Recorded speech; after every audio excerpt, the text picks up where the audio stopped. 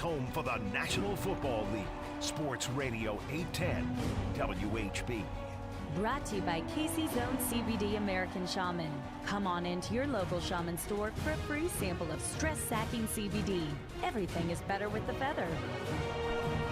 The Kansas City Chiefs have defeated the New Orleans Saints, a legitimate Super Bowl contender, as they may meet up again in February, but unfortunately it doesn't seem like most of this evening's show is going to be surrounded by the positives. The main story out of the game now, as we saw just moments ago, running back Clyde Edwards-Helaire not even limping off the field, absolutely no weight whatsoever on his left leg after a very awkward tackle and fall. The Chiefs reported it as a leg/hip injury.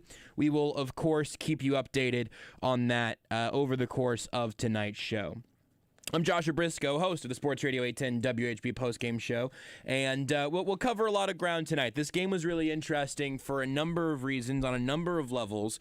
The Chiefs ultimately put up 32 points against a defense that gave it a lot to handle, and rightfully so. This is an offensive line that was absolutely decimated by injuries coming into this game, not just from the guys who weren't playing, but also from one of the guys who was playing. Eric Fisher had a really, really tough night. He also only practiced on Friday with a back injury. The fact that he was playing at all was a bit of a surprise to me, a pleasant one certainly, but a bit of a surprise to me. Mike Remmers out with the back injury, who had been in place of Mitchell Schwartz, who has been out with the back injury. And the Saints front four is arguably the best the Chiefs will face at any point this year, even potentially looking into the playoffs. The Chargers were able to get pressure against the Chiefs back in week 2 of this season. Tonight we saw the Chiefs have to deal, and Patrick Mahomes have to deal with a lot of heat from that Saints pass rush. Not unexpected, but also a bit unnerving, I think you could fairly say, even as it ends up being a 3-point victory. And it wasn't quite that close by the end whenever the Chiefs offense had a chance to put it away, although we've said that many, many, many times over. We will take calls at some point. We will certainly keep you updated the second that we get a report on where Clyde Edwards-Helaire is at, especially getting injured that late in the game. I'm guessing that we're not going to have an extremely timely update from Andy Reid here in 10 or 15 minutes. I'm guessing we're probably going to be waiting at least a little bit as we see what the tests and what they're even testing for, how those come back. We will keep you updated on that across the rest of the evening, though.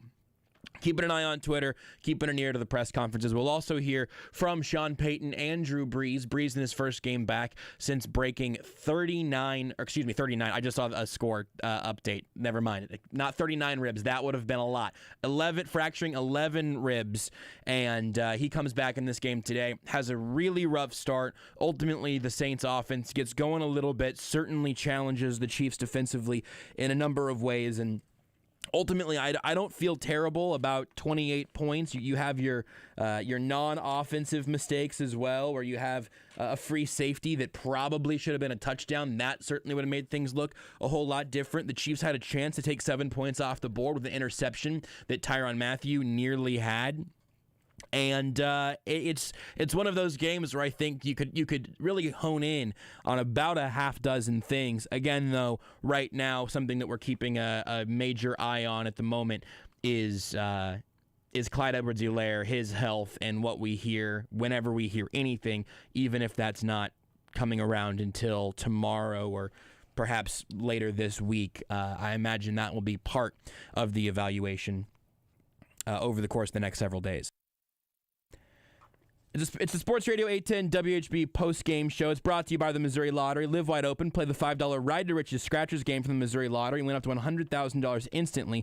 Play it forward and play responsibly. You can get in touch with the show in a number of ways. You can watch the show on the Sports Radio 810 Facebook page, which also now has a sponsor of its own. Our coverage on Facebook Live is brought to you by Five Farms Irish Cream. 'Tis the season to enjoy the world's best Irish cream in your coffee, hot cocoa, favorite holiday cocktail, or simply on its own. Visit 5farmsirishcream.com and follow 5 Farms on Facebook and Instagram for signature recipes and more. Happy holidays from 5 Farms Irish Cream. You can also watch the show not just on the Facebook, but also, and still all brought to you by 5 Farms. You can also check us out on the Sports Radio 810 YouTube and Twitch pages. You can find all those. Just search for them. You'll find them if you look for them hard enough. And you can watch the show in any of those places, as well as tweeting at Sports Radio 810 at JB Briscoe. You can call in if you'd like, 913-381-810. We'll start taking calls in a little while. I want to make sure we don't miss anything in terms of injury updates on Clyde or the pressers, as we expect to hear from both Sean Payton and Drew Brees live, I believe. Beards kind of get a thumbs up, and all of our wheels are turning on Brees and Payton. Hearing from both of them should be very interesting. I'll be very intrigued to hear what it was like from Drew Brees getting back out onto the field after that devastating injury, and then also from Sean Payton what it was like being opposite the Chiefs just throughout those 60 minutes. The game felt borderline eternal, and if you want to have some defensive concerns out of this game, as is largely the norm, giving up 29 points when you get 2 touchdowns you're giving up in that fourth quarter. The second quarter was gross, but not truly punishing in terms of points being scored. The Chiefs did leave some opportunities out there where they could have closed that door a little more harshly in the face of the Saints, but ultimately it wasn't a performance that I was too terribly bothered by. You also have that short field based off of the Patrick Mahomes strip sack. I think the biggest story, other than what we're gonna find out with Clyde Edwards-Helaire in time, as we again, please forgive our mess as we I'm trying to keep an eye on everything that may be a Clyde Edwards-Helaire update. And I'll let you know whenever we get there. But even if that's still down the line a little bit, the other thing that I think you have to take away from this game was the sheer number of times that it looked like Patrick Mahomes was about to suffer some sort of trash compactor style injury of his own, especially on that strip sack. Both tackles got beaten, and I mentioned all the back injuries earlier.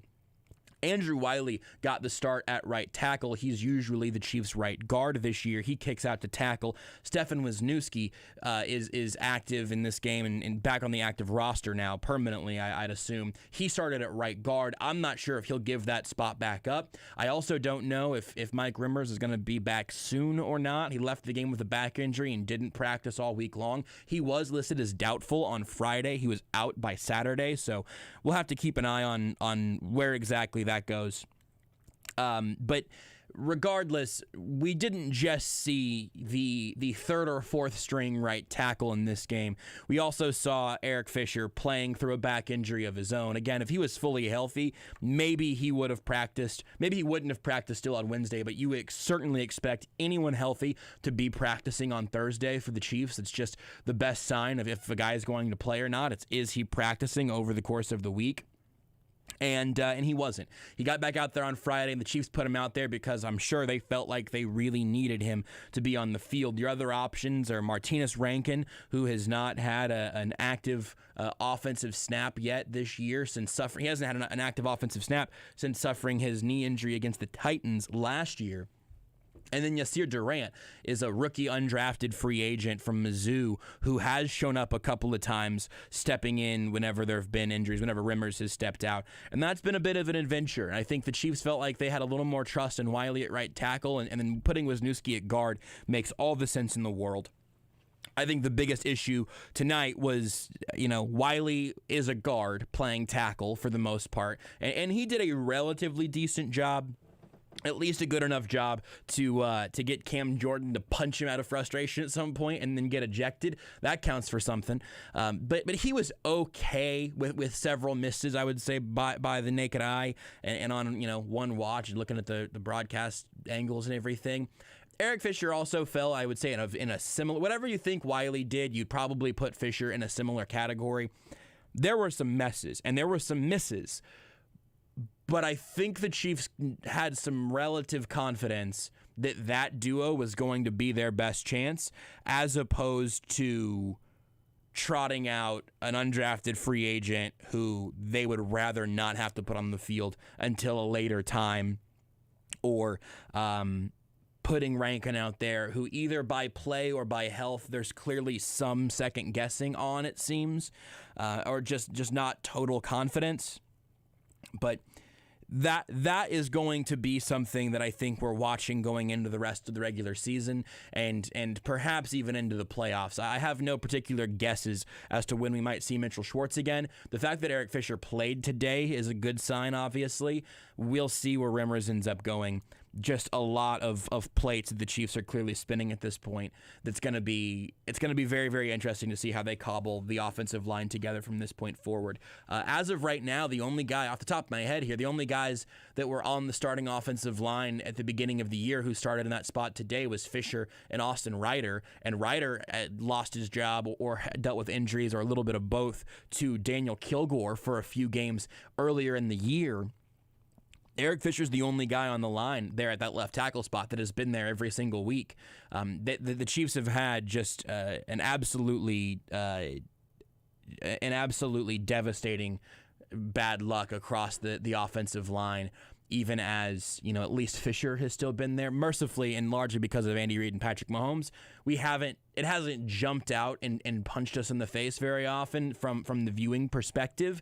You see it in short yardage situations. You see it in the running game. But from where we're at right now, it doesn't seem to affect the passing game very much because that scheme is good, the coaching around it is good, and obviously the talent behind that offensive line is absolutely unbelievable. It seems silly that we've gotten to this point without talking about Patrick Mahomes. A 3-touchdown day, and not his flashiest game ever.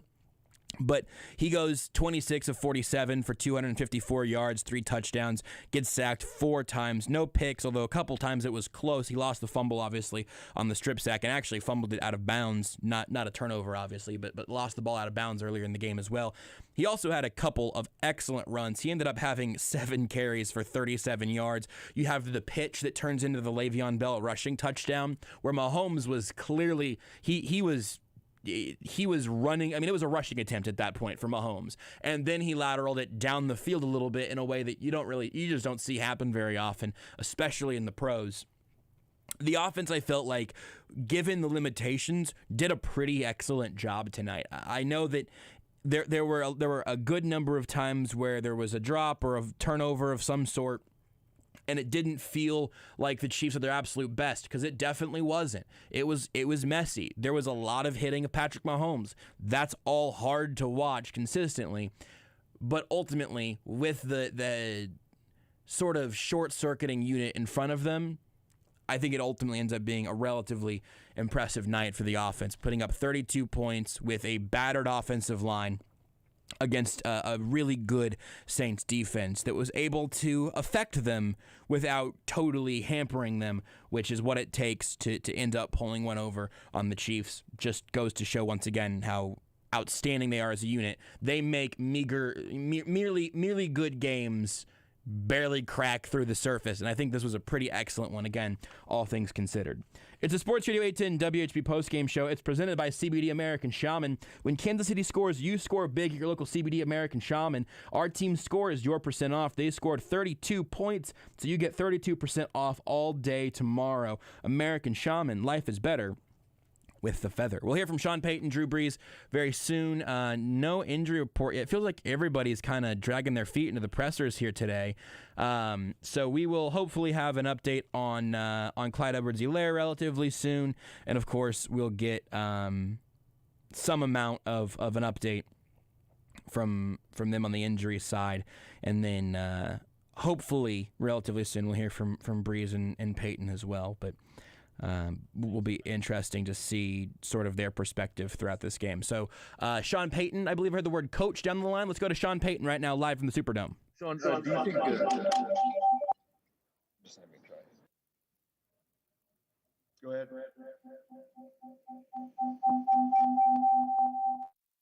I'm not going to make you listen to feedback over the air as long as I can help it. Beards, you let me know whenever the Saints get some of their echoes figured out. All right, let's go back to New Orleans.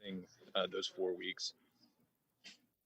Look, offensively, we didn't start real well, and so it's hard to just, obviously you can point to one position, but I felt like our third down numbers weren't good enough today. I didn't feel like we ran the ball efficiently when we tried. Give Kansas City credit. We battled back in the game, but you've got to be better on third down. And when you're not, you don't have those attempts, you don't have the snaps, the time of possession, all the things you need against a good offense like that. You know, we talk about time of possession in a game like this, and that includes converting third down. So overall, offensively, we weren't very sharp.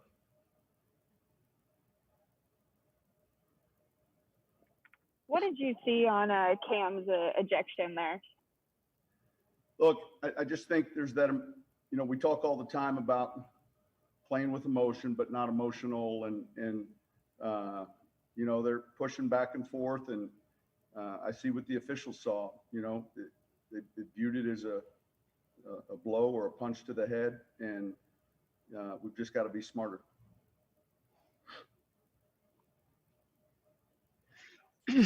Hey, Sean, can you take us through the thought process of deciding whether you're going to try to pin the team deep in that situation late in the game versus maybe trying an onside kick?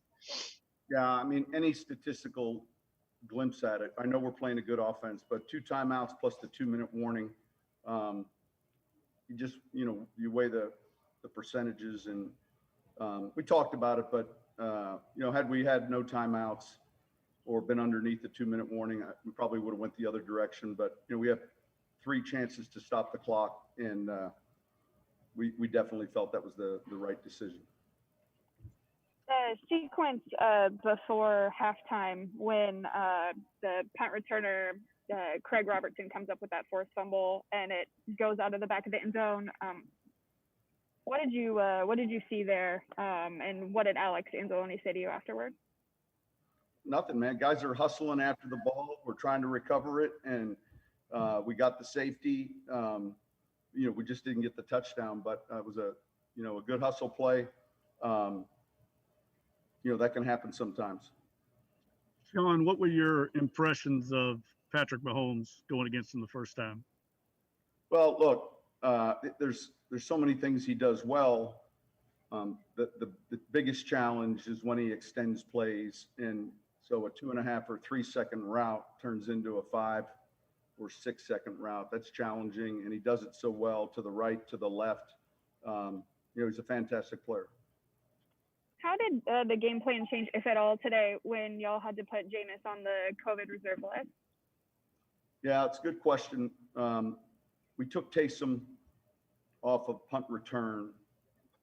We left him on punt, and there was quite a bit of personnel where he was involved offensively, and so we weren't just going to not play him. I wasn't going to do that. But certainly we had to be mindful of how many snaps. Sean, did you get an explanation from the officials on? It looked like you called a timeout to get an explanation on that ball that was caught by their offensive lineman.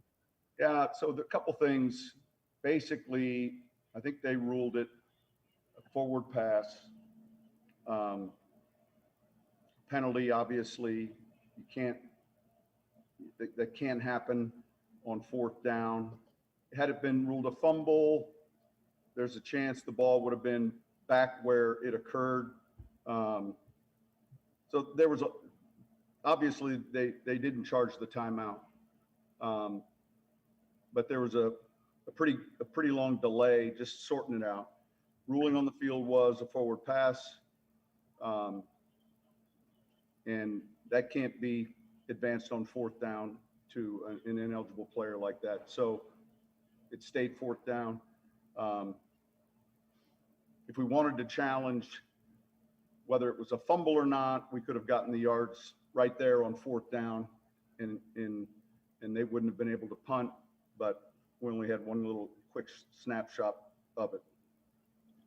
Sean, how do you think your guys' defense played relative to that time of possession and how much they were on the field? Man, I was proud of how we competed. I thought we flew around. I thought guys, against a real good offense, I thought we played our hearts out. It wasn't good enough, obviously, but I'm proud of the effort. And look, there'll be things that we look at. We have a short week here before we play on Friday. You tip your hats to a real good Kansas City team, but we go from there. Sean, do you think that 2-minute drive at the end of the game kind of loosened some stuff up for Drew? Like he was that probably as comfortable as he looked all game today? Yeah, I mean, look, he's outstanding in those situations. He made a number of plays. Look, the 4th down and 1 play was a big play to Jared Cook, and he's someone that can see the field real well and feel the defense changing. So it gave us a chance to win.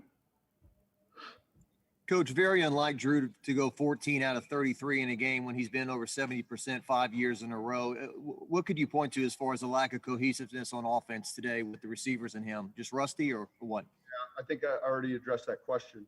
I think it starts with the 3rd down numbers, and we'll look at the film. We were minus a few guys, obviously, but that's not an excuse. We've just got to be better. Being without Mike, was that an expectation in the game plan going into Sunday, or did you have to shift things around kind of last minute? No, look, that was the plan at the start of the week, getting Mike healthy when the postseason turns around. And I think we're doing the right thing, because the challenge is, he's got one of those nagging injuries that you want to see an upward curve with the recovery, but as long as he's playing, it's hard for that to happen. So I think we're doing the smart thing with Mike. Sean, you mentioned the short week. Kind of take us through the next few days now, how you get your team back for a big game on Friday. Yeah, look, we'll be smart with the walkthroughs like we normally have been. These guys will get some recovery work in tomorrow. They'll rest.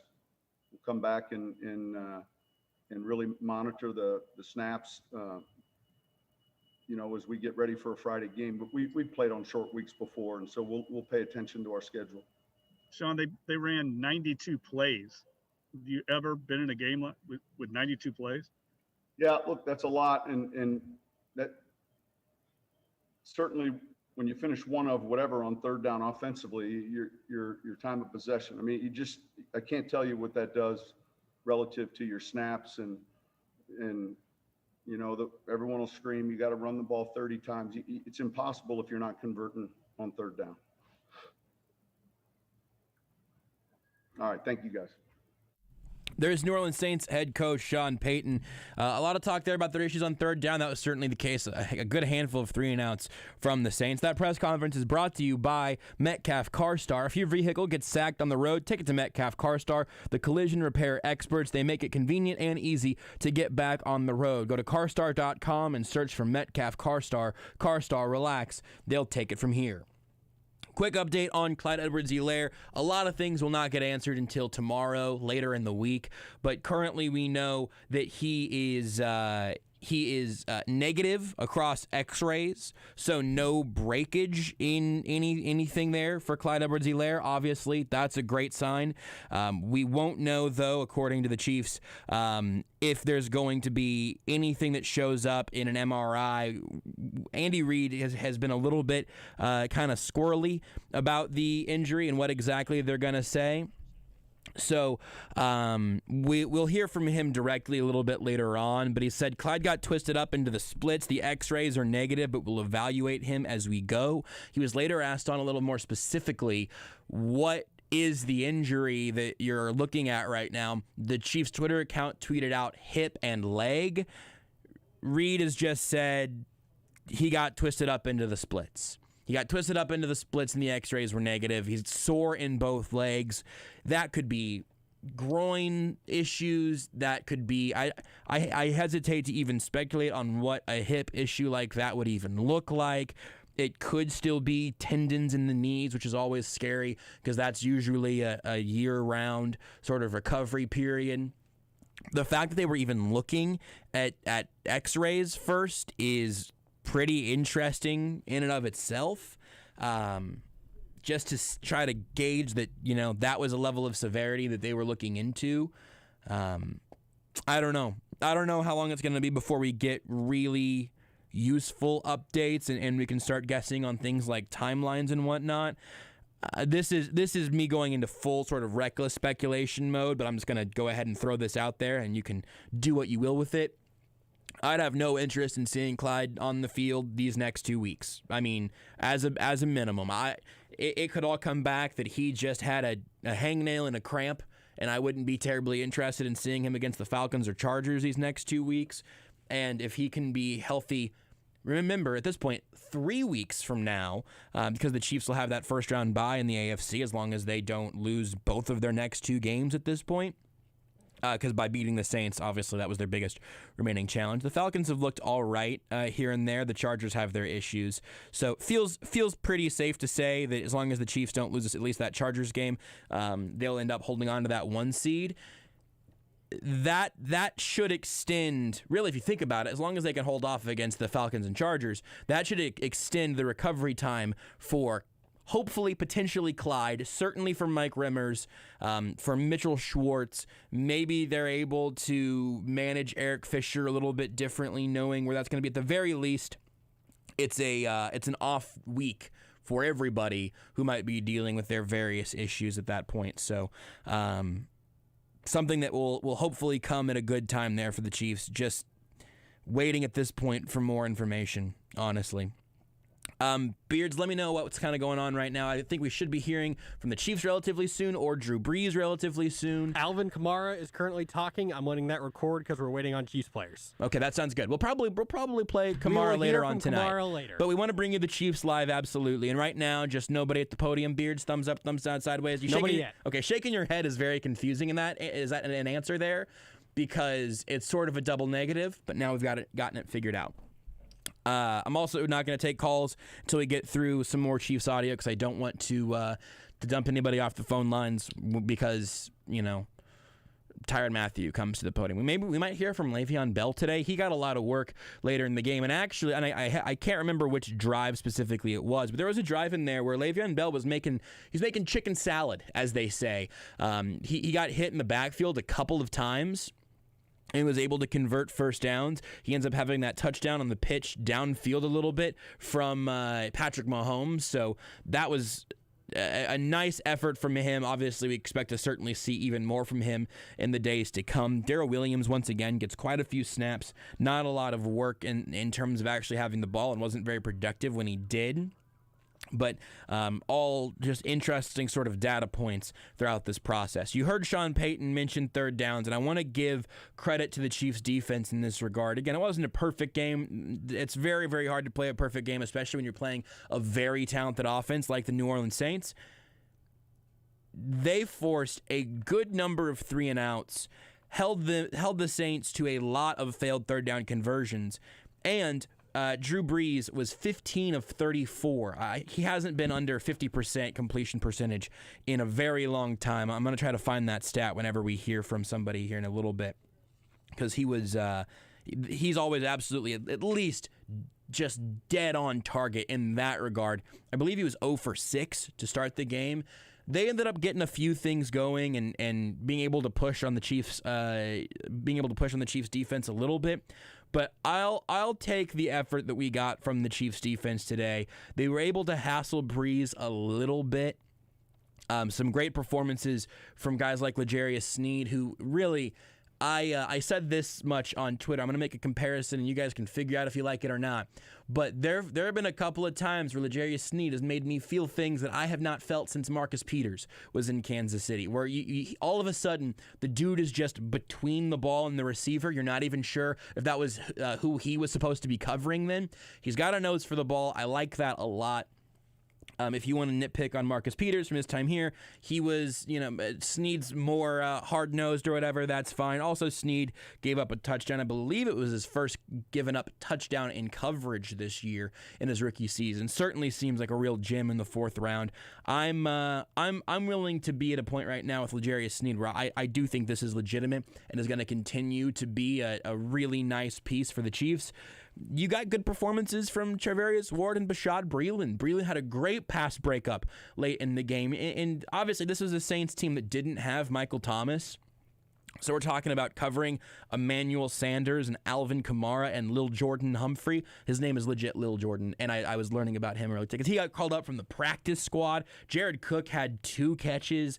It was a deep cast, but not a very top-heavy one for Drew Brees today. So maybe that needs to be accounted for, that they weren't covering a bunch of dominant pass catchers. One other thing, though, I think this came up on Almost Entirely Sports last week with Seth, maybe. We were talking about the Chiefs covering running backs out of the backfield. That was a huge issue last year.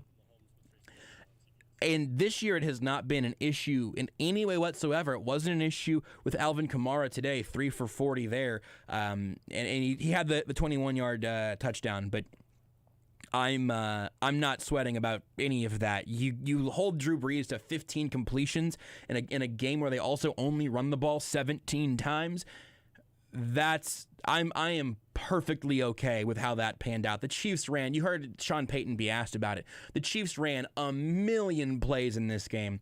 They had 47 pass attempts, 41 rush attempts. The Saints had 34 pass attempts and 17 rush attempts. The Chiefs had the ball, they moved the chains. The Saints could not do that, and so things ended up working out. Those stat lines I don't think would reflect a 3-point final score differential, but it never felt terribly dangerous there later in the game. And also great to see the Chiefs throw the ball on that second and long to essentially put the game away. Go to Travis Kelsey when you need it and ice the game. The Chiefs did it there. That makes you feel good. Patrick Mahomes spoke to Tracy Wolfson right after the game on CBS. Let's hear their conversation. Was this a preview of the Super Bowl? Who knows? We're a long ways away. That's a great football team. I feel like we have a great football team, but one thing I know is it's day by day. You got to go about the process. You can't look ahead. You got to play every single week like it's your last. And how about for you? I know how important it was for you to be out here going up against Drew Brees, to have that opportunity and potentially his final year. Yeah, it was a great opportunity for me. I watched him growing up. I don't want to make him sound old or anything like that, but I watched him, and he was one of the guys that I idolized. And so for me to get to go up against him at the Superdome, I know it's not the same feel with all the fans, but they were pretty loud here today. So, it was a great experience, and I'm glad we came out with the win. I wouldn't mind that Super Bowl matchup one bit, not just because I think it'd be pretty fun. Michael Thomas out there making things a little more interesting. Hopefully the Chiefs get a little healthier by then, and that would be wonderful. Also, it would mean the Chiefs are there, and also I think the Chiefs would win that Super Bowl. So I'd be perfectly okay to see that matchup come back around in February. This is the Sports Radio 810 WHB postgame show. It's presented by the Missouri Lottery. Live wide open, play the $5 Ride to Riches Scratchers game from the Missouri Lottery and win up to $100,000 instantly. Play it forward and play responsibly. Soon hoping to hear from the Kansas City Chiefs, but things are taking a little longer than usual, so we're just kind of treading water at this point. We'll hear from them when we do. And if you're thinking, I'd love listening to this show over the airwaves, but I'm home right now. I'm going to be home in a little bit. What can I do? You can, of course, listen live at 810WHB.com, but you can also watch the show live on the Sports Radio 810 Facebook page and the YouTube channel and on our brand new Twitch stream. And if you're thinking, do I need a radio show on Twitch? Twitch has actually been really smooth so far and a great way to interact with the show. In fact, Beards, I need you to send me the little comment thread thing. Rudy can show you that later if you want. I don't know if you have it or not. You already sent it to me. That's me lagging behind. That's on me. I didn't send it. It's the one that Rudy sent like last week or whatever. No, you have to send another one. No, it updates for each stream, I believe. Nope. Really? Nope. I'm using the same one he sent. Interesting. Learning new things every day. All those streams are brought to you by 5 Farms Irish Cream. 'Tis the season to enjoy the world's best Irish cream in your coffee, hot cocoa, favorite holiday cocktail, or simply on its own. Visit 5farmsirishcream.com and follow 5 Farms on Facebook and Instagram for signature recipes and more. Happy holidays from 5 Farms Irish Cream. Cam Jordan has tweeted here just a couple minutes ago. He was ejected earlier in the game and for a punch thrown at Chiefs right tackle Andrew Wiley. Not a misspeaking there. Playing right tackle today. Cam Jordan tweeted, "No excuses, no matter how I feel about it. An ejectable offense was the outcome. I hurt the squad, and that's the 4th quarter on a crucial drive. That's on me. This loss is on me. Can't happen. Whatever the correction, I will be better." One thing, pivoting from a Saints pass rusher to the Chiefs pass rush, we've talked about them a lot, and in varying terms. I'd be interesting to go back through and try to really pin down how I felt like the Chiefs pass rush performed today. It felt like they had a couple of moments where they did hurry Drew Brees along, but L'Jarius Sneed had the team sack. Charvarius Ward had the most memorable hit of the game. It was basically a forearm shiver into Drew Brees' ribs, which, again, mentioned earlier, have been hurt recently. some of the blitzes got there. One of the I think the first blitz of the game, or the first meaningful one, I think it was on a third down way back at the very beginning of the game, did not seem to affect Breeze. A couple times, again, it certainly did. A couple of those corner blitzes definitely had an impact. Not sure if there's a lot you can do in terms of bothering Drew Brees, because you anticipate that he's going to get rid of the ball within 2 seconds or so. So it's a tough matchup for a pass rush, even whenever you have, all things rolling and if you feel confident in your pass rushers. I think right now the Chiefs still would like to get a little more out of Frank Clark. Saw him early in the game pop up, less so later on. Not a definitive ruling there. I'll be interested to see how exactly he looks looking at the film again later and whatnot, but something to keep an eye on, as it felt like the Chiefs' secondary had a pretty good game. Really, both teams seemed like they had a pretty good game in the secondary. There were a number of times where the pass rush for either team was not getting all the way back, and the quarterbacks had to just sort of hang on or throw it away. Mahomes was obviously rushed more often than Breeze was. Hopefully that won't be a constant issue, because I'd very much like for Patrick Mahomes to stop being hit that way. He went down, in between the two edge rushers that one play, and then very awkwardly a little bit later. Both of those make you hold your breath for a little bit. And then obviously you see Clyde Edwards-Helaire later in the game go down awkwardly. One more update here on Clyde. This was earlier from Andy Reid. We'll get the snippets from him here in a little bit as well. But Reid said, Clyde got twisted up into the splits. Our x-rays are negative, but we'll evaluate him as we go. He was later asked more specifically, what is the issue actually at hand with Clyde? The Chiefs tweeted that it was a hip/leg injury. I don't know what that ultimately means. They were doing x-rays. I don't know if the x-ray was ankle, leg, hip. Obviously, x-rays coming back negative is good. That's just one thing to rule out. That's certainly a positive. As we hear probably tomorrow, maybe Tuesday, we'll see. As we start hearing about the MRI results, I don't know if they're going to be looking at muscle strains, tendon tears. At this point, I don't know. On the replay, he's got one leg stretched out that looked like it could have done any amount of damage to his knee. It didn't fully kind of break back in, I suppose. I think that was on his right leg. I think they were looking more closely at his left leg. That was the injury later on. But both, I may have even flipped those. Both of his legs are kind of bending in ways that you don't want to see legs bending. No x-rays coming back though, or x-rays coming back negative. At least that's a positive. Rich on Twitter has tweeted a link to a game from 2006 as saying he believes this was the last game that Drew Brees was under 50% in his completion percentage. It's something like that. I figured I would have time to start Googling all of this because we'd have audio by now. We don't yet. There's just no one at the podium. But it's been, one of the tweets that I saw said that it was a tremendous amount of time since Brees had last been under 50%.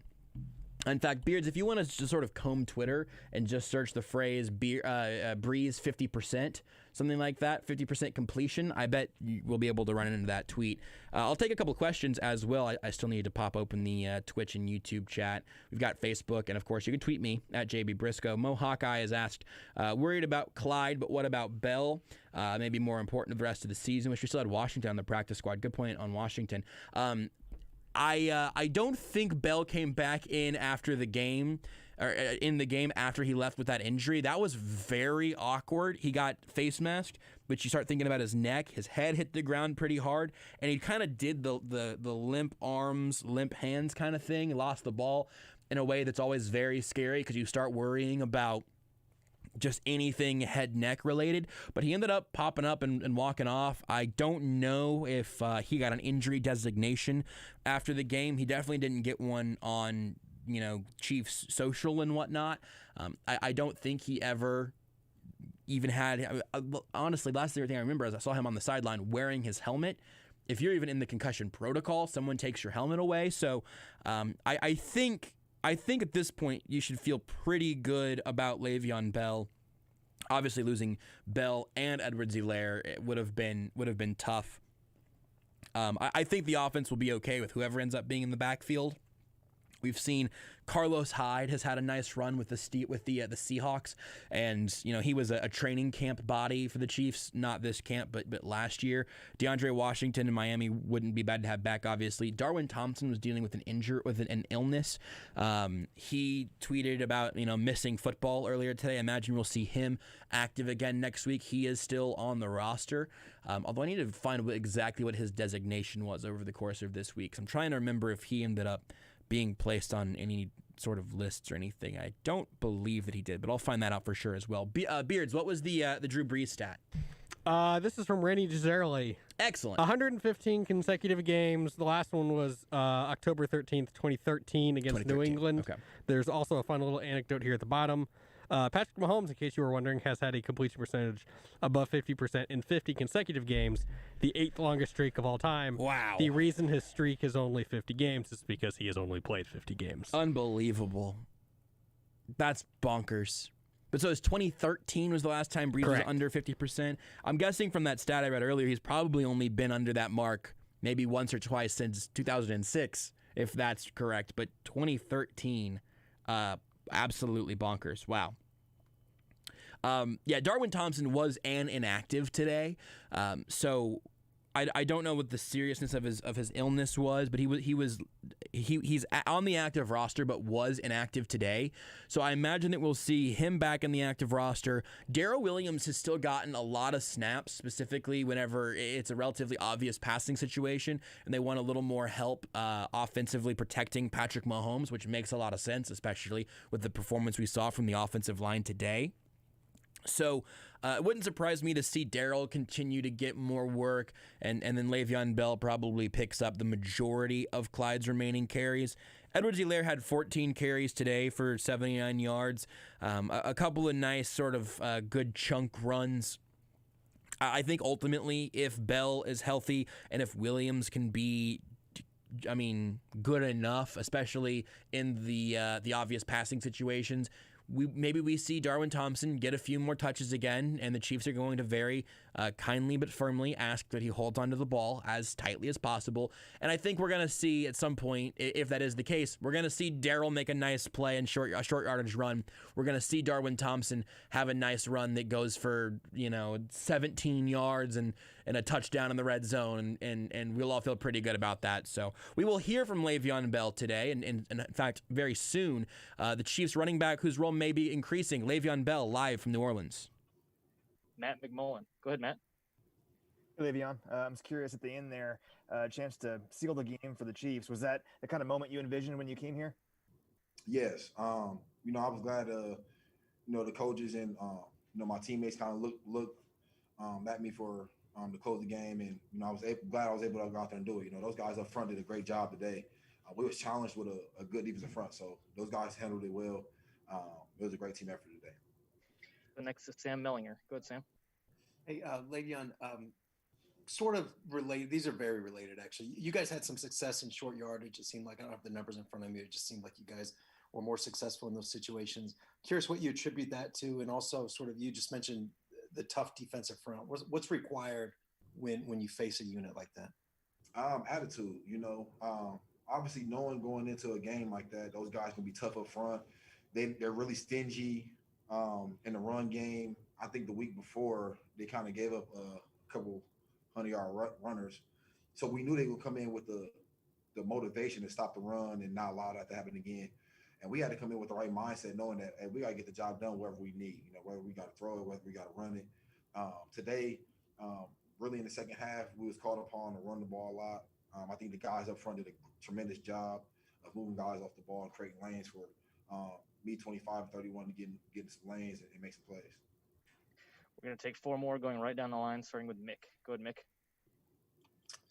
Hey, Le'Veon, I'm just wondering on the touchdown play, when was the last time you took an option pitch for a touchdown? And it seems like that Patrick's one of the guys that you got to still pay attention to even once you get beyond the line of scrimmage on that pitch. Right, yeah, that play was really a fun play. I don't think I've ever had a play like that. I know in the NFL I've never had probably an easier touchdown. I seen when Pat kind of split the defensive end. I knew the defense would kind of draw to him, and also knowing Pat that he'll pitch that ball wherever down the field, So I just kept running with him. When he got a little bit of attention on me, just kind of pitched it, and I just walked it in, really. Guys outside did a great job blocking. Everybody did their job. It was a successful play. Next to Nate Taylor. Go ahead, Nate. Hey, Le'Veon, I have two questions for you. Number one is just what impresses you most now playing with Patrick Mahomes for almost 2 months now? And then secondly, just how did you experience Clyde's injury, and just how difficult is it for you to watch, given you've kind of been a mentor for him since you've come to the team? Well, I think after the first, how many games I've been playing here, I think Patrick is more impressive than I could imagine. I mean, you can watch him and get your idea off of him just watching him and playing. But I think me being in the huddle with him and seeing how he goes about his job and his work, how detailed he is, the throws he made, he's even more impressive in person and playing with him and being his teammate. So I'm fortunate to be his teammate and be here. And then, when I seen the injury with Clyde, obviously, I was praying for the best. It was an ugly way to get tackled. I originally thought it was his ankle at first. I'm not sure what it was, but he said his ankle felt good. So obviously we're gonna see what happens. I can't really speak too much on his injury. I just think, obviously try working back, see what happens. We'll go last to Herbie Tiopi. Go ahead, Herbie. Hey, Le'Veon, along those same lines with Clyde, did you say anything to him, or what kind of words of encouragement did you share with him? And then obviously there's going to be some more evaluation here, but if he is out, how comfortable are you now to pick up more if you're called upon in a featured role? Yeah, after the game, I came talk to him. He's in good spirits. He's going to go get his MRI or X-rays or whatever testing he needs to get done, and he'll have more information on that tomorrow or whenever that is. But I just kind of told him, good game. I'm glad you got the opportunity to play back at home. He was happy, he's still excited, in good spirits. So I think, him getting work back in and seeing where he goes from his injury, that's up to him and coaches, and we'll see where we go from there. Le'Veon, we appreciate the time. Thanks for joining us. There's Chiefs running back Le'Veon Bell. Interesting that he said that Clyde said his ankle felt good. Maybe adding to the possibility that they've been concerned about it being an ankle. And if it's an ankle, we're talking maybe, high ankle sprain instead of some sort of fracture would certainly be better than the other things we've had to kick around so far as an option. So we will continue trying to hear from the Chiefs. Apparently they're having technical difficulties whenever we get from them, and whenever we get it from them, it'll be a part of our locker room report, which is brought to you by Twin Peaks. At Twin Peaks, you'll find wall-to-wall TVs, made-from-scratch food, and signature 29-degree beer served by the best in-class Twin Peaks girls. Twin Peaks, eats, drinks, scenic views. We'll continue to hear from the Chiefs. I know everybody waiting online on the phone lines has been here for a minute, but it's because this has been the weirdest Chiefs postgame sort of timeline of the season. Beards, do you get the feeling that we're close to hearing from somebody else, or that they're trying to solve some of their issues at the moment? No idea. Very good. I see Rudy walking back and forth. I just want to know if I can take Ryan's call or not. But Rudy says they just disconnected their feed, so let's go. Let's sneak in Ryan. Ryan, you've been on hold for long enough. If you get interrupted by Tyrann Matthew, I apologize in advance. What's up, Ryan? I don't give a care what they say anyway. I saw what I saw, and I'm right anyway. That's that attitude. You should be a radio host. Hey, well, I'm moving to Leawood in about 5 months, so yeah, don't. Hey, I can see you on YouTube. Don't be, you know what I mean? I'm afraid that you're looking at my screen or something. It's terrifying. Yeah, yeah. Rudy's got a nice jacket on. I do like that. Isn't that nice? Yeah. What's on your mind? I do like that jacket. I can't see anybody's face except for yours. But I wanted to. Who in the hell was that guy with that nice jacket? Hold on a second, though. Let me just get to it. If we lose Clyde, I would say set him out until playoff. He's a rookie. I thought he was going to hit a wall anyway. I don't think he's hurt. The players, they get scared real quick, and if they're maybe he got too overreacted. Defense is awesome. How many interceptions did we drop today? I mean, honestly. Yeah, 2 or 3 at least. I like our attitude on that. I think we're coming around on that. I just don't think anybody can hold us. I'm biased, but still want to hear from Gary. I need something from him from Christmas. That's all I want. But no, hey, honestly, this is cool on the YouTube thing. I got to see finally what people look like. But other than that, just Chiefs, we got Mahomes. I mean, do people keep getting worried? I mean, honestly, there's no way you should be getting worried. And he may lose a game here or there. I like the Los Angeles game or Las Vegas, whatever they call it. It woke them up. Like, yeah, I think they get a little bored. I'm not saying that's great, but when they want to turn it on, they turn it on, and it's amazing. So anyway, God bless. Merry Christmas. Do we play before or after Christmas? We play after Christmas, don't we? After Christmas, yeah. The 27th is the Falcons game. Noon kickoff again. Well, Merry Christmas, and hey, guys, this is going to be a good year again. Stay positive, and hey, I always like talking to you guys after the game. And hey, I don't care what these players are going to say because they always say the business line anyway. Get callers on first. Danny and then did, and that's my opinion. That's all. I'm gonna try to clear it through. Thank you, Ryan. Appreciate it. Always good to hear from you. Beards, we have time to take these calls here. We'll squeeze in a break and we'll make it all work. Let's roll through them here. Butch has been on hold for a minute as well. Butch, thank you for waiting. What's on your mind? Gentlemen, how about those Chiefs? How about them? Listen, was anybody truly worried about this game? I watched it unfold, and it's crazy to think. Stop. Sorry about that. It's crazy to think that I was watching this game, and I was saying to myself, "Oh my God, we should be blowing them out." And it wasn't because the offense was tearing it up, because the defense had a show-out game. They did what they had to do against an offense that was hurt. They were depleted, already down Michael Thomas. They lost some more receivers. Drew Brees isn't 100%. He does not look right out there. He did just enough to win. Yeah. He doesn't look right out there. I think that goes without saying. But the ability you need 2 or 3 guys to make plays for you at a drop of a hat in the playoffs. And we already know who that's going to be on defense. Yep. Say it with me. L'Jarius Sneed. Got a need for Sneed, baby. Yeah. My goodness. The names are popping, and I really felt like if the offensive line, because we knew the offensive line was going to hold up. That's why Pat's drifting back in the pocket. He knew before this game even popped off. Absolutely. I'm going to need to drop back a couple of times, buy time to make a couple. He knew that. He had it in the back of his mind the entire time. Yep. That's why he was getting crushed. Most of those, outside of Eric Fisher getting whipped, he was getting crushed a few times for that reason. But look, I'm not.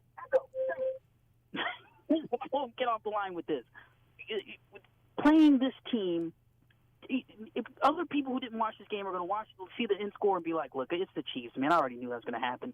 This is like trying to fill an Olympic-sized pool with a Dixie Cup, playing these guys, because they just keep coming. They're players you can replace, players that you probably didn't even expect to game plan for, who are making plays for this team.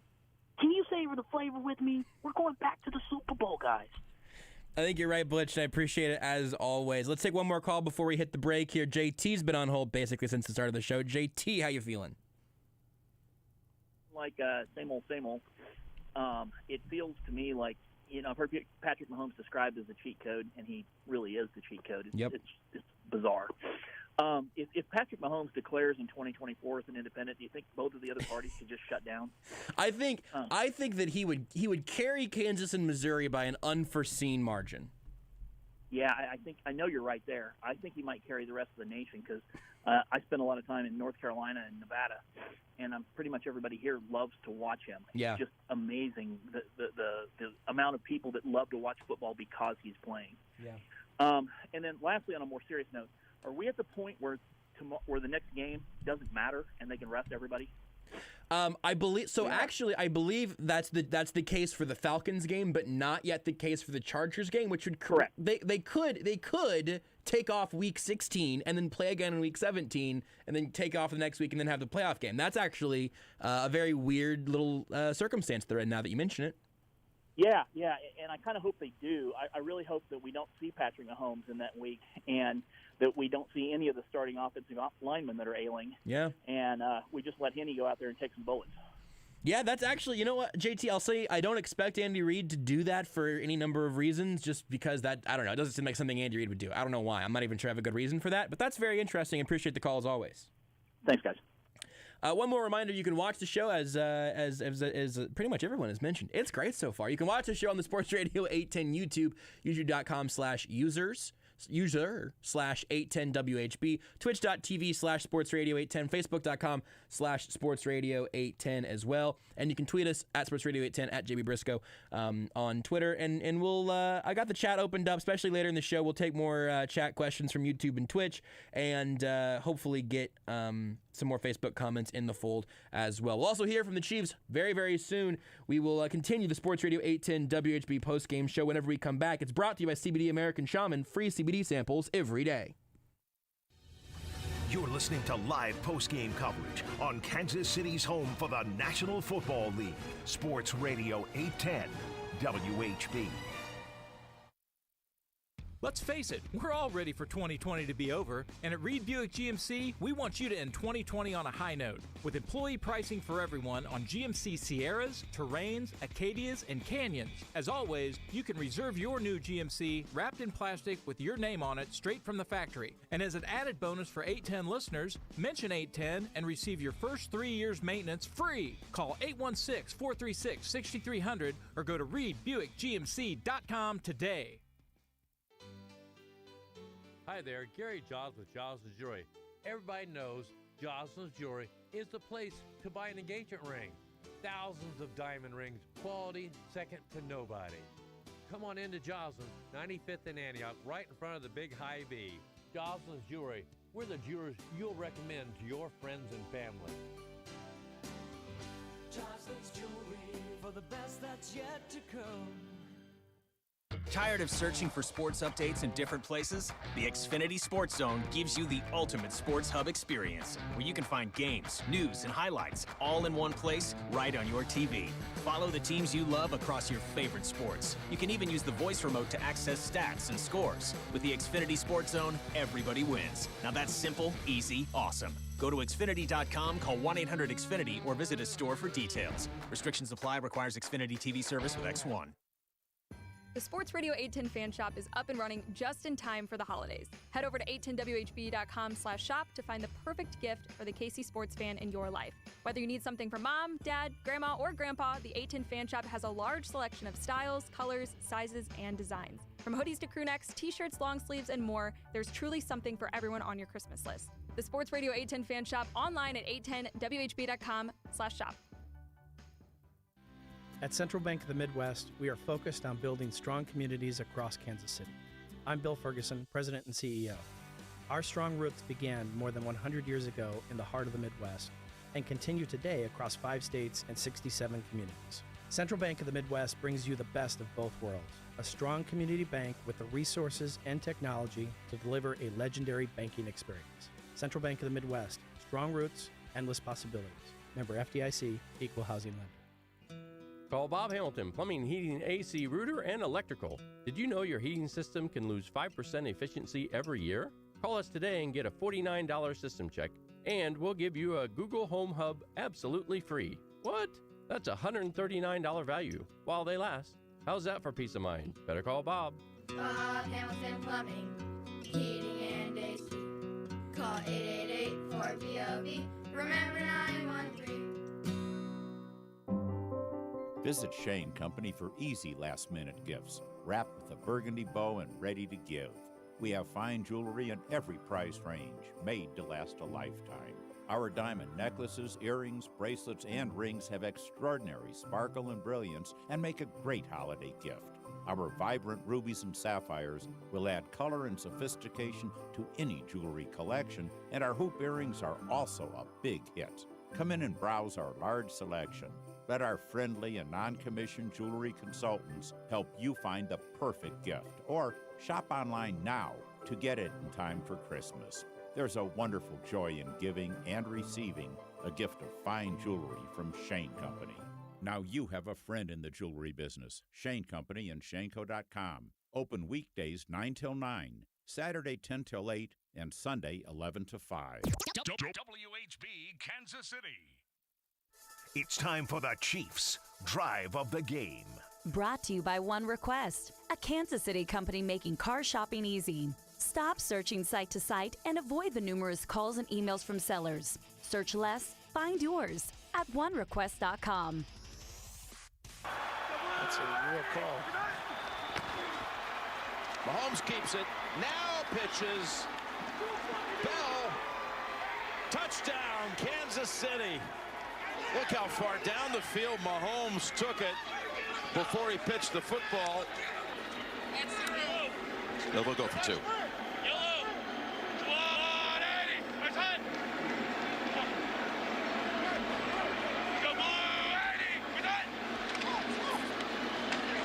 To Kelsey, who powers across for the two.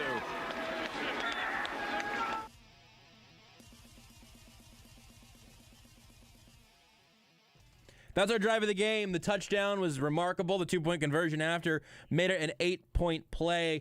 Chiefs win 32-29. Welcome back into the Sports Radio 810 WHB postgame show. It's presented by Missouri Lottery. Play the $5 Ride to Riches Scratchers game and play it forward with the Missouri Lottery. Play responsibly. We'll get Andrew Wiley here in just a moment. Nope. Well, right now, let's go back live to New Orleans. Chiefs today, right tackle Andrew Wiley spoke to the media. Hey, Andrew, congrats on the win. I was just wondering if you could detail some of the intricacies of moving over from guard to tackle going into this week. Yeah, man, you're in a lot more space out there at tackle. So I just had to get used to that. Certain looks, set more vertical, not necessarily on a 45-degree angle. So just been working that all week, shooting my hands, and it was all right out there. Go next to Sam Mellinger. Go ahead, Sam. Hey, Andrew. The Saints have a reputation, particularly up front, of just being kind of nasty, very tough. I'm just wondering, like, specifically against a group like that, how was your preparation different or your execution different, if at all? Yeah, we had a great week of practice, and, we know that this defense, this front seven in particular, is number one in a lot of different categories. So it started with a great week of preparation, great game plan from Coach Reid. And we executed and we ran the ball pretty well tonight. Let's go next to Matt Derrick. Go ahead, Matt. Hey, Andrew, there was a little bit of a pivotal moment there between you and Cam Jordan, with a little bit of pushing and shoving. He gets the call and gets ejected. What was going on between you guys during the game, and what happened in that episode? Oh, man, he was just, he was bringing it all game, and I like to think I was matching his energy, and I was, I had him in tight there, and I wasn't letting go, and I think it got a little hot, a little heated, but it's not like we were really talking or anything. I think he just got a little caught up in the moment. We've got time for a couple more, guys. Harold Kuntz, you're up. Andrew, before the game, there was reports out of the Saints area that they wanted to turn this game into a street fight. I just want to know your thoughts on, did you feel like it was a street fight, and did you kind of take the fight to them tonight? Yeah, that was a game plan coming in. We knew, the only chance that we had against that front seven is if we took the fight to them. And we did, man. We ran for a little over 170 tonight. So, we took the fight to them for sure. It was a brawl too. Like you said, it really was. We'll go last to Herbie Tiopi. Go ahead, Herbie. Hey, Andrew, good to see you. When did you know during the game week that you were starting? When did they officially tell you so you could mentally prepare for that? And then lastly, how would you evaluate how you did tonight? I knew there was a chance when Mike went down last week in Miami. They chose to just put me out there. It's a position I played in college. I played a lot of right tackle, left tackle. I felt pretty comfortable at it, but it's been about 3 years since I got some good tackle reps, but I think I did okay. There's definitely a few that I'd like to have back. But like I said, out there in space, it's just a different game. So I think our line as a whole handled their front seven pretty well. There's Chiefs offensive lineman Andrew Wiley, been the right guard this year, right tackle today, as obviously Mitchell Schwartz has been out with a back issue for a while. Mike Rimmers left the game last week. They brought in Yasir Durant. Today, though, over the course of the week of practice, I'm sure they were getting a lot of work in at right tackle for Andrew Wiley. Stefan Wisniewski steps in at right guard. Obviously was a Super Bowl winning guard for the Chiefs last year, but went to the Steelers in free agency and ultimately made his way back around. Really, really useful for the Chiefs, who've had so many injury issues across their offensive line. Let's take a couple of calls here on the Sports Radio 810 WHB postgame show, and then soon after we will hear from Andy Reid and Patrick Mahomes in full in just a few minutes. But we'll go to Sean in New Jersey. Sean, you're on the Sports Radio 810 postgame show. Hey, buddy, how you doing? Good. How are you? I'm doing good, man. Great win today. It was a close close game, but great win. But I called him Friday. I talked to Seren, and one of the questions I asked him was, what scares you the most about, this Saints and Chiefs game? Is it the offensive line going against the Saints defense, or Kansas City's offense going against, Kansas City's defense going against the Saints offense? Mm-hmm. And the offensive line, I know there's some injuries going on, but they just look very terrible today with the pass protection. I felt that Mahomes was on the run way too much, and, he got hit one good time. I think it was in the third quarter when he got sandwiched. Yeah. And he took that hit to the chest. I thought it was going to be an injury for Mahomes, but apparently it wasn't. He was able to come back in the game and, get the win for us. But other than that, I do think that they ran the ball good with Bell and Hilaire. So I know I don't know what's going on with Hilaire. I know Andy Reid said that X-rays were negative, so that's a good thing. But other than that, they were able to get the win. I thought the defense played good today. They had a good game plan, and they pretty much kept Drew Brees in check, which was good. So it was a big road win, and I do believe that Kansas City will win these next two games, and we'll get that bye. So good win for the Chiefs, and I'll listen off there. I think you're right, Sean, and I appreciate the call. Yeah, that play, I had to go check it for myself. It was with about 11 minutes left in the game, so relatively early in the fourth quarter, that hit where Mahomes got sandwiched and lost the ball. I think there's got to be a little bit of space kind of in the middle in terms of the Chiefs' offensive line was not playing well today, and it was the B team plus Eric Fisher, who has been dealing with a back injury this whole week. So I don't think it's unfair at all to say, that was not a performance you want to see from the Chiefs' offensive line. That's totally, totally fair. But I also don't think that we're in extreme danger of seeing that happen, hopefully by playoff time. Just seems like Eric Fisher will probably get better with time. I don't know when we'll see Mike Remmers again. I don't know if we'll see Mitchell Schwartz again. I don't know if they'll stick with Wiley at right tackle or try to get Yasir Durant or Martinez Rankin back up and going. At this point, I imagine we'll probably continue to see the line that we've seen until Remmers gets back or maybe until Schwartz gets back. So fair to say that it was not a good game from the Chiefs pass protection. Also fair to say it was a great game from the Saints pass rush for the most part. And one thing that I do think is worth kind of trying to split the difference between, or at least understand the difference between. This isn't always the case, but many times tonight we saw Mahomes on the move, and that's not always him having to run away from pressure. Most of the time, I think it was. Again, to be totally, totally fair, most of the time that was the case. But many times tonight, I think we saw Mahomes with a bit of a moving pocket by design or rolling out by design, trying to create at least a more difficult path for the pass rush to get to him, because just standing in the pocket and playing with his feet firmly planted was not going to work tonight due to no fault of his own.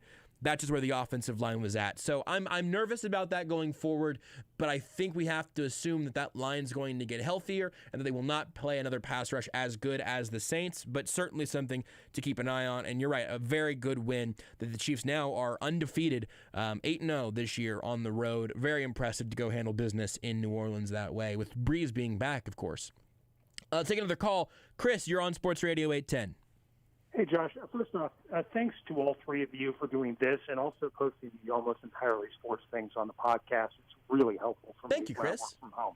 Absolutely. Yeah. Thank you for listening. Just a historical perspective, 22 to 23, that's crazy. Yeah. But this year, if you follow DVOA at all? Mm-hmm. Absolutely. Okay, DVOA, it's a computer ranking of how teams are. Yeah, it takes into context opponents and even when the game was played at a certain point for anyone who doesn't. Yeah, absolutely. Go on. Yeah. The Chiefs are third. The top two teams they've beaten on the road in games that weren't close, New Orleans and Tampa. Yeah. Two of the better AFC teams, Buffalo and I believe Baltimore, are also teams they've beaten on the road handily. Yep. I mean, this is a crazy run. Yeah. Just historically, I can't remember a Chiefs team like this. And there's a decent amount of talk on Twitter after the game of trying to find other comparable teams. The Super Bowl winning Colts team was one that I saw floated out there that I think is pretty interesting. But yeah, 22-1 in the last 23 games. Actually, you know what? Of course Curtis would be on this. Why wouldn't Curtis Siebold be on this? He quote tweeted NFL Research.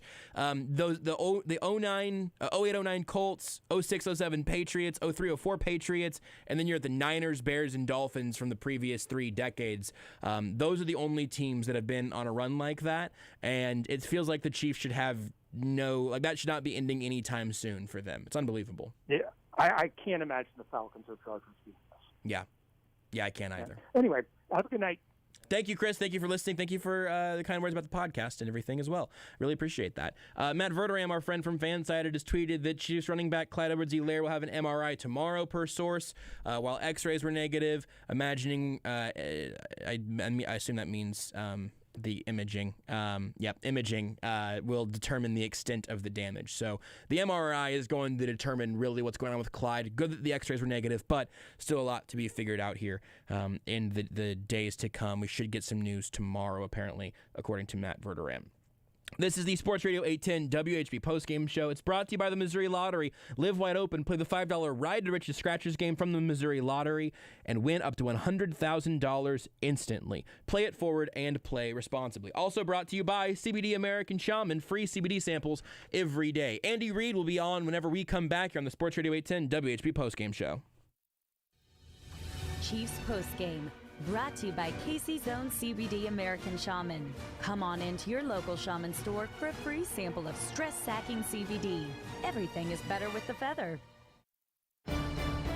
Kevin Harlan here from Monday Night Football on Westwood One. From Cincinnati, Hall of Fame quarterback Kurt Warner and I'll have the call as the Bengals host the Steelers.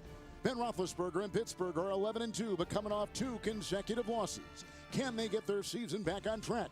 Or will the Bengals break their 5-game losing streak?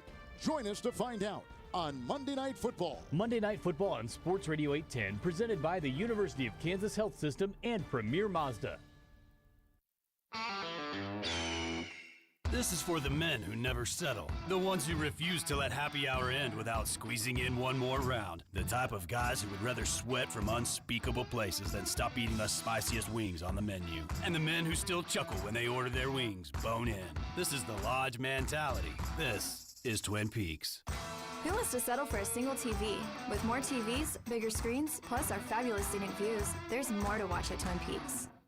Stop by Premier Mazda today and save thousands. Right now, 0% APR for 60 months plus $750 APR bonus cash.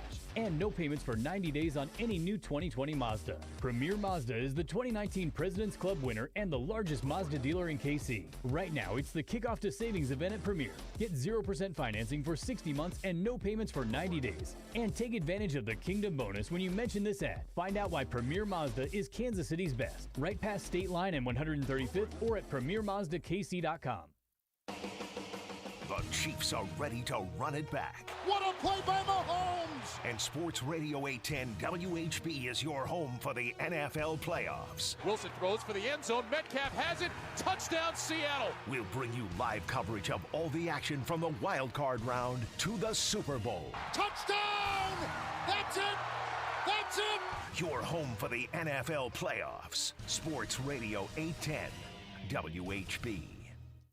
Ho, ho, ho, they gotta go. Robert Brogdon Buick GMC is offering employee pricing on new vehicles during their biggest sale of the year. Right now, you'll pay what they pay for a brand new Buick or GMC. Plus, additional discounts and rebates are available. You'll save up to 40% below MSRP on new models like the 2021 Buick Encore GX or GMC Sierra. Visit robertbrogdon.com or see him in person at I-35 in Santa Fe and Olathe. On select models includes all available incentives and rebates, plus tax tag, title, and fees. Trade required. Must qualify and finance through GMF or Ally. See dealer for details. Our friends at CBD American Shaman are calling an audible for our listeners. So listen close. When Kansas City scores, you score big at your local Shaman store the day after the game. If Kansas City puts up 30 points, it's 30% off the next day at your local CBD American Shaman. If they put up 50 points, you got it. 50% off the very next day. Now that's a big win. American Shaman, life is better with the feather.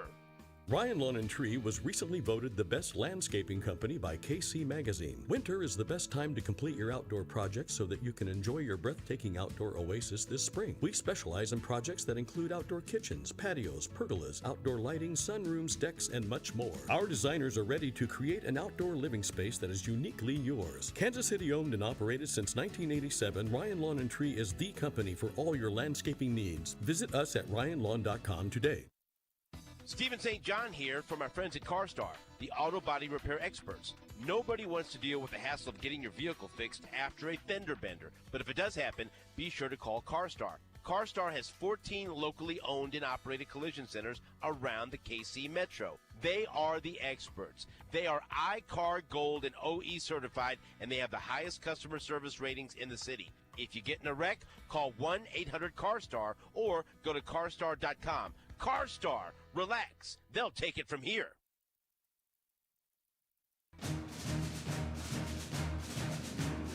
Chiefs, second and goal from the one. The quick flip to Kelsey and the touchdown. That's not a play you see every day. They always do plays you don't see every day down here, and they're so creative. Andy Reid, Eric Bieniemy. Look at this throw. It's not even like a throw. It's like a kind of a throw.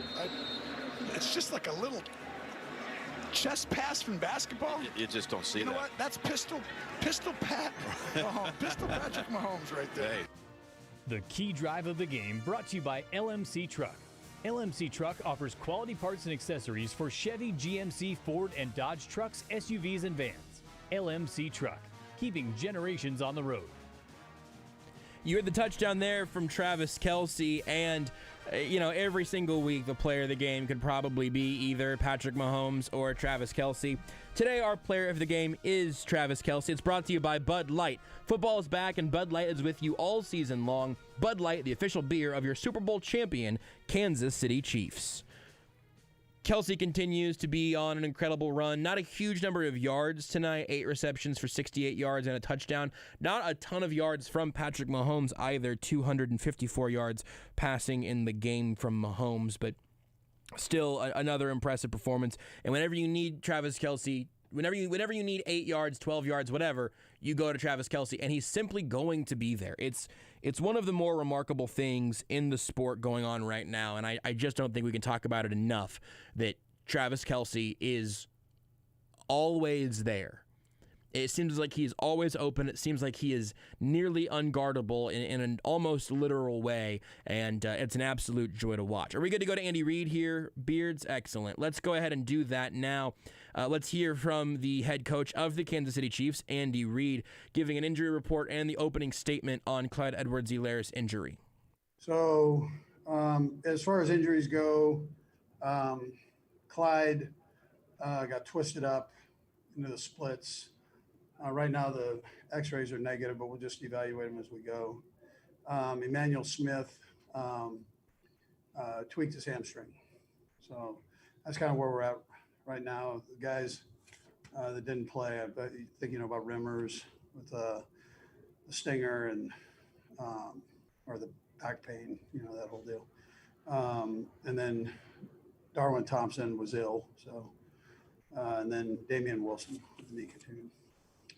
So I thought all in all, this is a good football team that we played.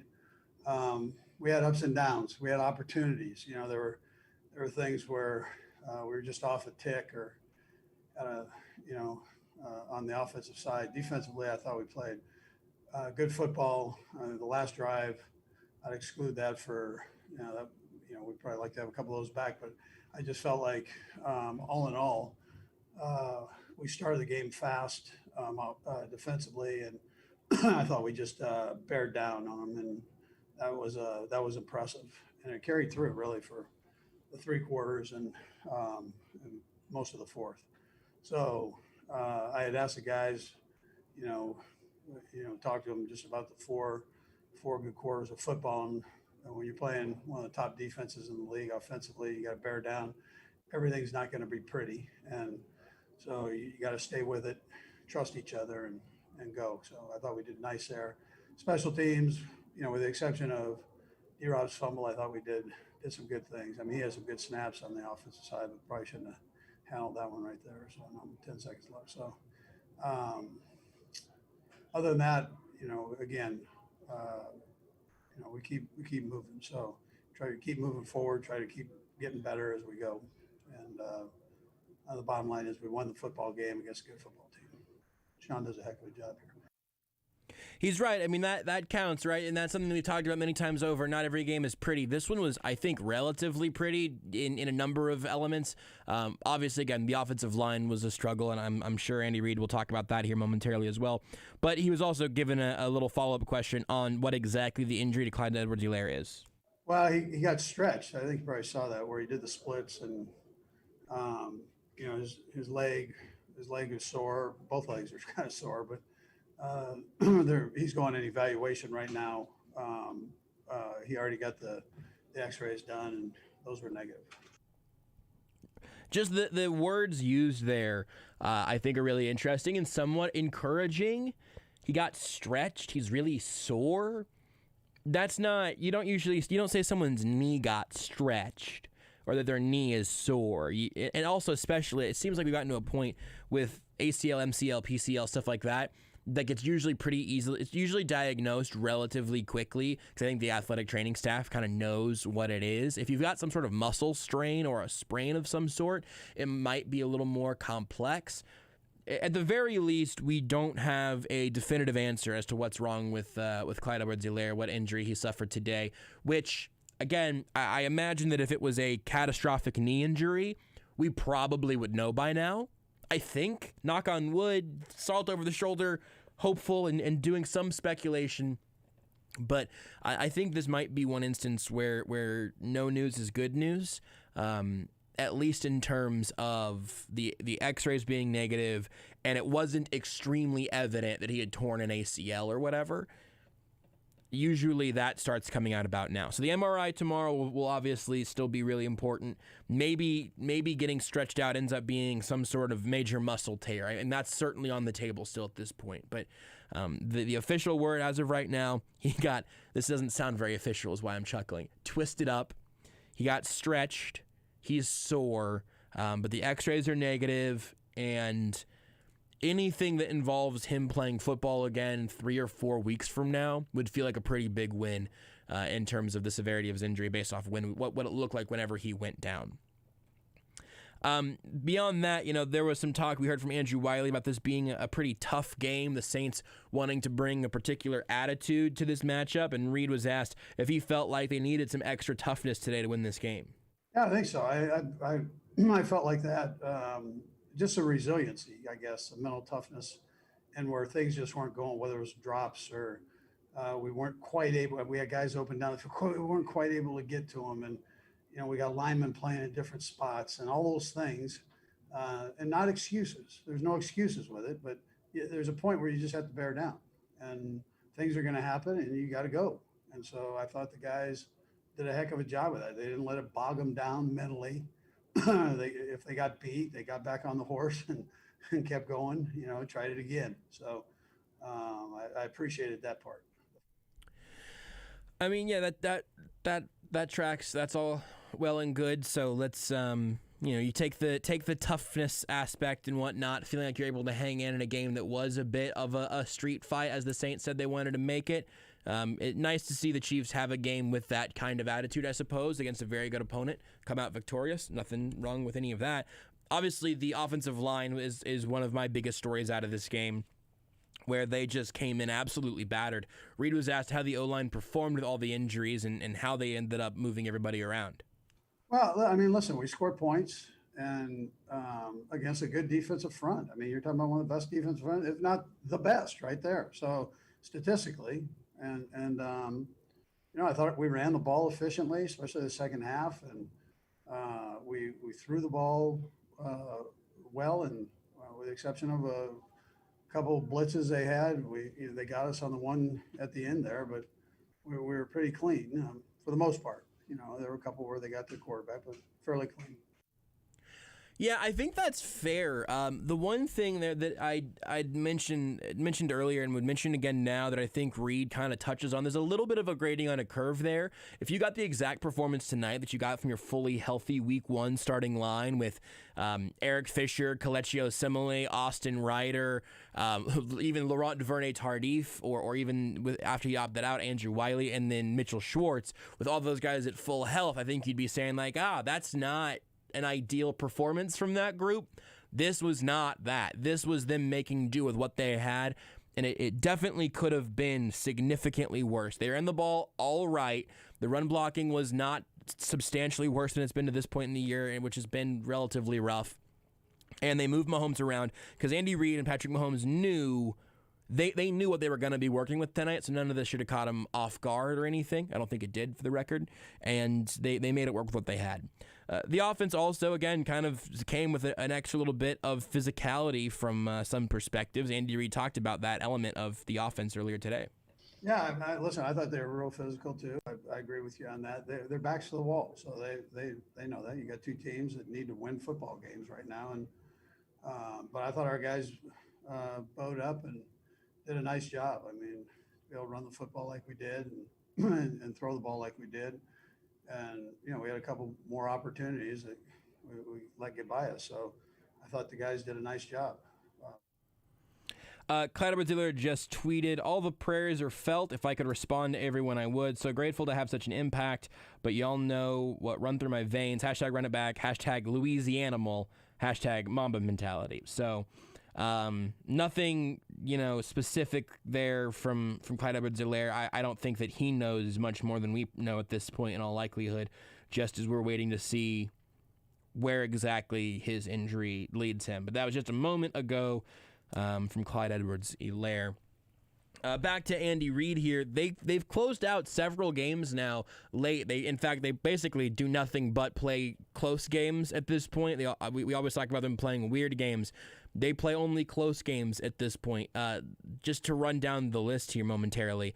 The Saints game, 3 points. Dolphins, 6. Broncos, 6. Buccaneers, 3. Raiders, 4. Panthers, 2. They haven't had a blowout win or even a 2-possession win since the Jets game. And Andy Reid was asked if he feels like this team's developed a little bit of a strength in closing out close games late. I don't know. I mean, you're not trying to do it for sure. And but, you figured this one would be close. I mean, it's a good football team. So they're coming off a loss. So you knew you were going to get their best shot.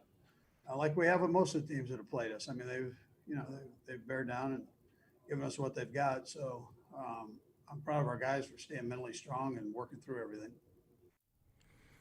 I do think there's something happening there where you feel good about not just the fact that the offense is going to move the chains, but when we've seen Andy Reid and the offense be a little more willing to run the Chiefs' best stuff, that 2nd and 8 or 2nd and 9 pass to Travis Kelsey, if he would have dropped it, it would have stopped the clock. If it would have been off target, it would have stopped the clock, whatever. But they were pretty confident that was going to be there, especially at that point. Mahomes has the ball in his hands. It's up to him to throw that pass or not. He knew it was going to be there. We knew Kelsey was going to catch it, and that moves the chains and essentially locks up the game. I think that's the biggest development in that department for the Chiefs. Also, offensively, Andy Reid was asked about how the offense seems to be at their best after the other team has scored and kind of put that pressure back on them. Yeah, Nate, I don't know. I mean, I don't know that. I probably call better plays or something, give them better opportunities. So I don't know that. I can't tell you that. I just the way they function with in urgent situations is unique and really doesn't have anything to do with me or anybody else. It's how they go. I think that's an interesting question, and the idea that they are at their best when they have to be. I think to some extent that is sort of Andy Reid calling the better plays or whatever, right? Where you're saying, hey, we're really I don't care that the other teams are gonna see this 2nd and 8 play at a Travis Kelsey late. We want to get this first down right now and get back to Kansas City. Whenever you're willing to do that, and maybe you pull a few more things out. I don't really think Andy Reid's necessarily like hoarding good plays or whatever, but it just sort of changes your goal a little bit and kind of pushes you somewhat. I think that actually kind of makes sense. Also, they've been more successful in the red zone these last couple of weeks. Reid was asked if there's anything the Chiefs have worked on specifically in practice to improve on the red zone performance, as they scored 4 touchdowns on their first 4 possessions in the red zone. Yeah, I mean, things worked, I guess, in the simplest form.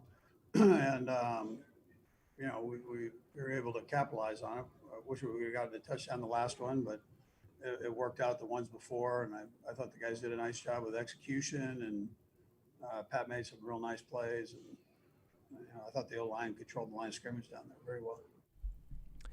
Going back to the offensive line there, it's kind of interesting. I'd have to look back at that a second time, but certainly the Chiefs were able to make some things happen down there, and a lot of that was, again, it was Patrick Mahomes doing some absolutely bonkers nonsense. You'll hear the highlight from Mecole Hardman's touchdown later on as well, and it will be it'll be excellent. But last thing from Andy Reid here, the Chiefs went 8-0 on the road this season. They're locked up in that regard. Reid talked about that sort of success as the Chiefs leave Kansas City. Yeah, listen, I'm proud of them for that. It's different when you're on the road. It's unfamiliar territory, so you go on the road, you still got to crank it up and rally things. And you know, they had a couple people here, but not many. There was probably as much red as there was, you know, the black and gold there. So, you know, I thought the guys did a good job. There's Andy Reid here on Sports Radio 810 WHB. The Sports Radio 810 WHB postgame show is presented by the Missouri Lottery. Live wide open. I know that part by heart. And play the $5 Ride to Riches Scratchers game from the Missouri Lottery and win up to $100,000 instantly. Play it forward and play responsibly. We'll take a break, come back with Patrick Mahomes next on Sports Radio 810. You're listening to live post-game coverage on Kansas City's home for the National Football League. Sports Radio 810 WHB. LMC Truck, located right here in Kansas City, offers quality parts and accessories for Chevy, GMC, Ford, and Dodge trucks, SUVs, and vans. Just go to lmctruck.com. LMC Truck, keeping generations on the road. At Comcast Business, we want to help you not just bounce back, but bounce forward. That's why we're offering a powerful and reliable internet and voice solution to help you stay ahead. Now for only $64.90 a month with a 2-year agreement. Call or go online today. Comcast Business. Offer ends 8/22/2020. Restrictions apply. New customers only with 35 megabits internet and 1 voice line. Early termination fee applies. Equipment, installation, taxes, and fees extra. Subject to change. Rock your home with new tops from Kansas City's best countertop fabricator, Rock Tops. They custom fabricate and install stone surfaces that will make you fall in love with your home. Making homes look incredible is Rock Tops' thing. Being nice just comes naturally. Rock Tops offers carry-out samples and virtual or in-home appointments. Call 913-782-0802 or go to rocktopskc.com. Mention 810 Rocks to receive 10% off right now. LMC Truck, located right here in Kansas City, offers quality parts and accessories for Chevy, GMC, Ford, and Dodge trucks, SUVs, and vans. At lmctruck.com, their website features the same detailed interactive artwork as the catalog. Restoring old memories or just getting started on new ones, LMC Truck is here to help. They are more than just parts. Trucks are a lifestyle. They understand that. LMC Trucks helps you live it. Just go to lmctruck.com. LMC Truck, keeping generations on the road. This isn't the start. Before I got here, I started training. And before that, I did something to my back. But my first move was Athletico Physical Therapy. That's where I'd eventually end up. So why not start there? I mean, my therapist immediately found the source of my pain. These are the same physical therapists who work with elite marathon runners. So soon, I was back to running, but without pain. You got this. It all starts at Athletico. Schedule your free assessment at athletico.com. Santa, the holidays need to be extra special this year. So as elves were thinking, we drop a mixtape. Oh, what?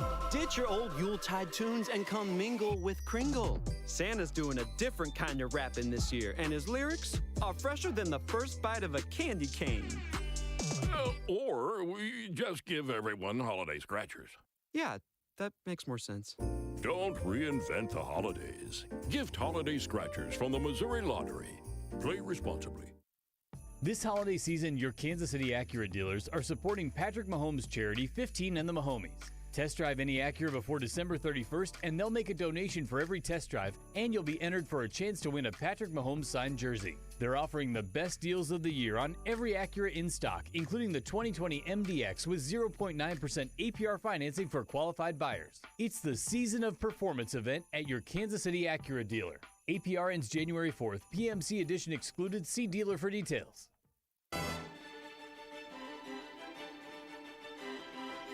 Going to try to find a wrinkle, though, on 2nd and goal from the 5. Patrick rolling left. Again, buying the time, and now back in the end zone, incomplete. Oh, should say catch. First, I thought they were signaling out. We're going to see, but can you believe it? I just thought it was almost like a toss-up. I think it's a touchdown. It's a touchdown for Hardman. The Tully touchdown of the game, presented by Tullamore Dew Irish Whiskey. Tullamore Dew is the original triple-blended, smooth-sipping Irish whiskey made exactly for these great moments in fandom. Please drink Tullamore Dew responsibly. That's absolutely the touchdown of the game, brought to you by Tullamore Dew. Just absolutely ridiculous. One of those plays where you just go, well, that's witchcraft. He's a witch or a wizard or some sort of sorcerer, and what do you possibly do if you're a defense in that moment? It's a ball that only Mecole Hardman can catch in that spot, and an absolutely remarkable play and an absolutely superb throw, catch, just everything all the way around. Could not have been a better spot there from the quarterback or receiver. One quick sort of circling back to where we're at with Clyde Edwards-Helaire. His x-rays came back negative. Earlier, Andy Reid said he got twisted up, said that he got stretched out and that his legs are sore. Again, the thing there is that those are all things that just sort of seem muscular in nature, and if we had any sort of details on tendons or concerns about ACLs and MCLs and whatnot, I think we would have heard about that by now. So I really do think this is probably a place where good news, where no news is largely good news. I'm at least sort of being hopeful in that regard. Let's hear from the Chiefs quarterback. Patrick Mahomes spoke to the media after the game. This is Larry Ryan, and what we do with lawns in the coming weeks will have a lot to do with how great they'll look next spring. Get your 2021 lawn off to a great start today at ryanlawn.com. Let's start with what I think is probably the biggest topic of the game outside of Clyde Edwards-Helaire. The offensive line came in really absolutely battered coming into this game, and then kept Patrick Mahomes upright, had at least one play that you would look at and say that was a bit of a disaster, and a few where Mahomes got hit from behind when he really shouldn't be getting hit that way. Mahomes talked about the performance of the offensive line tonight with all the injuries they're dealing with. Yeah, I mean, they battled. I think that's the biggest thing. I thought they fought the entire game. They got better as the game went on. I mean, like you said, the guys stepped up and really stepped into their roles and found a way to get us across the finish line. And so, obviously that's a really good defensive line. And I thought they did a good job of keep battling the entire game. It's a very good defensive line. And, you also have the shot of Patrick Mahomes kind of yelling back at Eric Fisher earlier in the game. Maybe they got some things figured out communication-wise, whatever. It seemed like they probably got a little better as the game went on. There was the strip sack in the fourth quarter, so that's not ideal, but fair enough for the time being, I suppose. Let's go back to the running back position, not specifically about Clyde, but about Le'Veon Bell. It looks like Bell's probably going to have an increased role in the offense, at least in the short term, hopefully just for the short term, but certainly you'd think for at least a little bit. Mahomes was asked how he feels about Le'Veon Bell right now, how he's fit into the Chiefs' offense since he's been signed. Yeah, he's been a great addition. You've seen him in spurts. He's been getting in, making plays happen when he's in the football game, and obviously we're hoping Clyde gets back quickly, but I think we have good guys in that running back room that will step up and really embrace that role. And you hear Mahomes there mention, being able to step up in a spot, so it sounds like he expects Clyde to probably miss a little bit of time. It would be really surprising if he didn't miss, at least I would say, the remainder of the regular season. The third down conversion to Sammy Watkins earlier in the game, where they ended up scoring after that, was certainly one of the highlights from earlier on. It feels like the first half of the game happened a lifetime ago, but Mahomes talked specifically about that play and what he saw there with Sammy Watkins. Yeah, there's a lot of them. That one definitely. Sammy was kind of my last read, and I got flushed out. I was running out to the right, thought I could get the edge, realized I wasn't going to be able to get there, and then I stopped and stepped up, and Sammy kept working. I was able to get him the ball. that's another play. I mean, you see those offensive linemen. I mean, they continue to work when I'm scrambling, doing all my different stuff out there. And you got to have guys that are going to continue to battle the entire game. And so it was a great job of them and a great job of the receivers and Sammy getting open. He actually beat me to it there to say that's that's a place where the offensive line has a snap good enough. It might end up meaning that the quarterback needs to move around some there. Mahomes is very good at managing his space and creating more of it on his own. But you can't get to your last read unless you feel like your offensive line can help you get to a place where you can go through your entire set of reads. So I think that's an interesting note there to make. Also, there was the touchdown. Have we played the highlight of the Kelsey touchdown? We did. We played that earlier. The Kelsey touchdown earlier in the game. We got a couple of sort of short, funky Travis Kelsey plays today. Mahomes was asked about the origins of the touchdown pass to Travis Kelsey down on the goal line. Yeah, we actually ran it versus Denver on that Monday Night Football game a couple years back, and Kelsey got in on that one as well. And it takes a lot of practice. I mean, as far as getting the blocking right that quickly, finding a way to kind of push it in there. And I thought the guys did a great job of giving me a lane to throw. I got it to Kelsey, and he punched it in there. And, we mentioned earlier, we heard from Andy Reid talking about the Chiefs late in the game offensively, what they've been able to do to close out games like this. Mahomes was asked how much he wants to have the ball in his hands to make plays late in close games like this one. Yeah, I think it's just trusting the entire offense. I mean, not only me giving me the chance to throw, but giving those guys chances to win. A lot of times in those 4-minute type situations late in the game with those small leads, you're getting straight man-to-man coverage. And so when they're bringing their linebackers up and trying to stop the run, we got to have guys win. And you see Travis win today, and you've seen guys win over the last few weeks. And so we got to be able to run the ball, obviously, and I thought we did a great job of that all game today, especially at the end there. And then whenever we get the opportunity to throw the ball, we got to execute. So, that's kind of in the game in general, but specifically later in the game, again, I mentioned this earlier as well, the Chiefs have won a bunch of close games all in a row. They've been excellent in those spots, and they've been excellent late in games closing them out. Mahomes was asked at what point they feel like their ability to close out a close game like that is a legit strength of theirs after they've won their last 6 games by a total of 23 points. I mean, I've always felt like it was a strength. I mean, you got to be able to win games in this league. I mean, that's it at the end of the day. I mean, it looks cool and it feels awesome to win by 20, 30 points. But when you have a team that can find a way to win with their offense, the defense, and special teams every single game and find a way to win no matter what the score is, those are the teams that make runs at the end of the year. I mean, I think that's largely true. The one thing that I would almost want to clarify in that conversation is that sometimes we talk about clutch or winning close games, stuff like that, as a measurable advantage, but I think very often it's just sort of randomness that we want to find patterns in.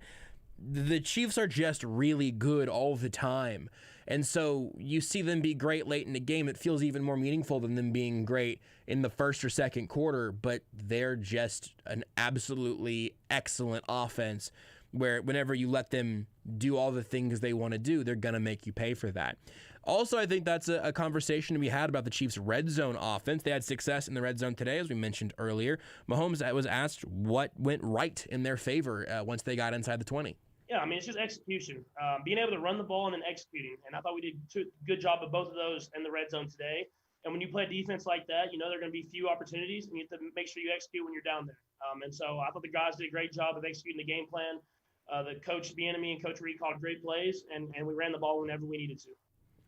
This week also marked the Chiefs' 8th victory on the road this year. That means they're 8-0 whenever they leave Arrowhead Stadium. Mahomes was asked about going undefeated on the road and how they've been so successful away from home this year. Yeah, it's a mentality. I think it's all mentality. You have to come in with the right mentality that you're going to fight. You know it's going to be a dogfight no matter where you're playing at. And we do a good job of that, of coming in with that mindset, knowing not everything's going to be pretty. You're not going to get exactly what you want every single play. But stepping up offense, defense, and special teams and coming together to find a way to win. I don't really think that it's mentality. I think it's the Chiefs are a very good football team. But that's fine. Maybe it's both. It can be both. It can't be all mentality. There's no way that it's all mentality. They're a very, very, very talented football team that does a lot of things very well. They've been doing it exceptionally both on the road and at home this year, and they've been doing it really for a year and a half now, almost flawlessly, which is just absolutely remarkable. Last thing here from Patrick Mahomes. He was asked what the conversation was between him and Drew Brees after the game. Yeah, I mean, it's just a bunch of respect. I mean, obviously, I watched Drew growing up. I have the same financial advisor as Drew does now, and I've met him over the years, just got different things, and he spoke advice to me. And so for me, just showing him the ultimate respect. I mean, he's one of the best to ever do it. He's still doing it at a high level, and so it was a great game. And obviously, we came out with the win, but it was a great game by him as well. This is Larry Ryan, and what we do with lawns in the coming weeks will have a lot to do with how great they'll look next spring. Get your 2021 lawn off to a great start today at ryanlawn.com. The Mahomes press conference is also brought to you by the Kansas City Acura dealers. Take a test drive at your Kansas City Acura dealer, and they'll make a donation to Patrick Mahomes' charity, 15 and the Mahomies. Schedule your test drive today. Much like the Chiefs have to do today, offensive linemen are just in and out. Beards has run away for some reason. Rudy is now at the microphone. I imagine you can still. Will you still do your job? Do we have a Lamar Jackson situation right now with Beards? A little bit. Oh man, well that's little. He's cramping a little bit. Beard's cramping right now. The good news is he can definitely hear us from the bathroom. That's why we do this entire show. So. You can do your damage control afterwards. I didn't say he was there. He's cramping. He's just cramping and walked on the hallway. He's got to get an IV. Yeah. It's fine. Got to stay hydrated. Who would have thought that only drinking lukewarm Coke was bad for your body? Seems crazy. Never would have guessed. Never would have guessed. Here's what we'll do. We will take a call, take a break, and we'll come back with Drew Brees. We'll talk to Matt Derrick of Chiefs Digest at 9. But Terrence has been on the line for a minute. What's up, Terrence? How you feeling? I'm feeling pretty good. How you feeling? Pretty well myself. What's on your mind? I was calling because, Patrick was talking about mentality, and I think that one aspect of mentality that has to be reiterated to the coaches that they still have this habit of not putting their foot on the gas when they're up by like 10 points. Mm-hmm. One thing that I could appreciate about New England when Brady was there, it didn't matter if they were up by 15. They never took their foot off the brake. And I feel like, to me, you put the team into I know that their offense is extremely good, but everybody is gunning for the Chiefs. So when you put them in a situation where we're up by 10, now you put more pressure on the offense to perform at a high level, which we know they can. I think that sometimes instead of just putting all that pressure on them, how about you just keep your foot on the gas, let us go ahead and score 40, 50 points, and then go away with the win? Because when you go to the playoffs, we already know that the competition is going to increase exponentially. Yeah. So you're not going to have time to, we're up by 10, let's go ahead and run the ball, try to control the clock. You ain't going to have time for that. If you got a high-powered offense, then put them to the test by going ahead and, being up by 15. Now, let's make it 20. Let's make it 30. Yeah. So, that was good. I think there's something to that, Terrence. Thank you for the call. I appreciate that. Because you even look at, like, the Ravens. They beat the Jags 40-14. You even back yesterday, you get the Bills trouncing the Broncos, winning that game by 29 points, I think. Those types of victories feel good because you get to feel like you are clearly rooting for the dominant team there, and there's not even any question about what the outcome of that game is going to be. I felt like last week, I think it was last week we talked about this the most, where there have been some times when I think that's absolutely happening. We're like, well, are you getting like kind of conservative whenever you're up, and then you have to kind of kick it back up into high gear again? That's a little concerning. Last week I didn't think that was a problem that they had, where they were actually aggressive later into the game, but there were some execution issues here and there. You get a drop from McCole Hardman or a fumble from McCole Hardman, or I'm not just trying to beat up on McCole Hardman, but there's a couple things that have happened in the last few weeks. You have mistakes like that happen, where all of a sudden it feels like you've been less effective with your foot on the gas whenever you've actually still been trying to be effective in that way. The fact that the Chiefs, put up 7 points in each of the first 3 quarters and never had one of those moments where you just have, back-to-back crushing touchdown drives or those deep shots downfield. I think that to some extent, aggressiveness typically for us means looking downfield more often. And that's very difficult to do when you don't have full trust in your offensive line. You can hear all the pleasantries, right, about, they got better at the game and they played pretty well and all of that. That's all well and good. But outside of the touchdown drives that made it 14-0, and then I think I'm getting these. No, let's see. Because the Chiefs started with 2 punts, and they scored the touchdown, and then they scored again after that. So the 7-0 touchdown, the 14-0 touchdown, those did come on back-to-back drives, and then they didn't score again. In the second half, they had that drive where just nothing really happened. They got the conversion, but then they end up having the sack they take on first down. Then Mahomes can't get the completion to Travis Kelsey. He tries to go to Hardman after that, doesn't connect, and they have to punt it. And they don't have to, but they did punt it back there. They were still trying to take shots. They just weren't being effective. Same with the drive before. They end up on 2nd and 3 into New Orleans territory. They hand it to Darrell Williams for some reason. He gets 1 yard. I wouldn't hand it to anybody in that spot personally, but they hand it to Darrell Williams. He gets a yard. 3rd and 2. Mahomes tries Kelsey, incomplete, and they end up punting it back after they had the whole mess of the batted ball, illegal touching. Was it a fumble? Was it an incompletion thing with Stefan Wisniewski? They end up taking that penalty, punting on 4th and 7. There are times when I think there's an important difference between a drive stalling or having an issue that ends up ending it before it should. And you can go back to a drive later in the game. They run it on first down for some reason. They get a yard with Darrell Williams. Incomplete to Tyreek Hill. All of a sudden it's 3rd and 9. Look for Hardman. Not happening. Well, they were still taking shots there.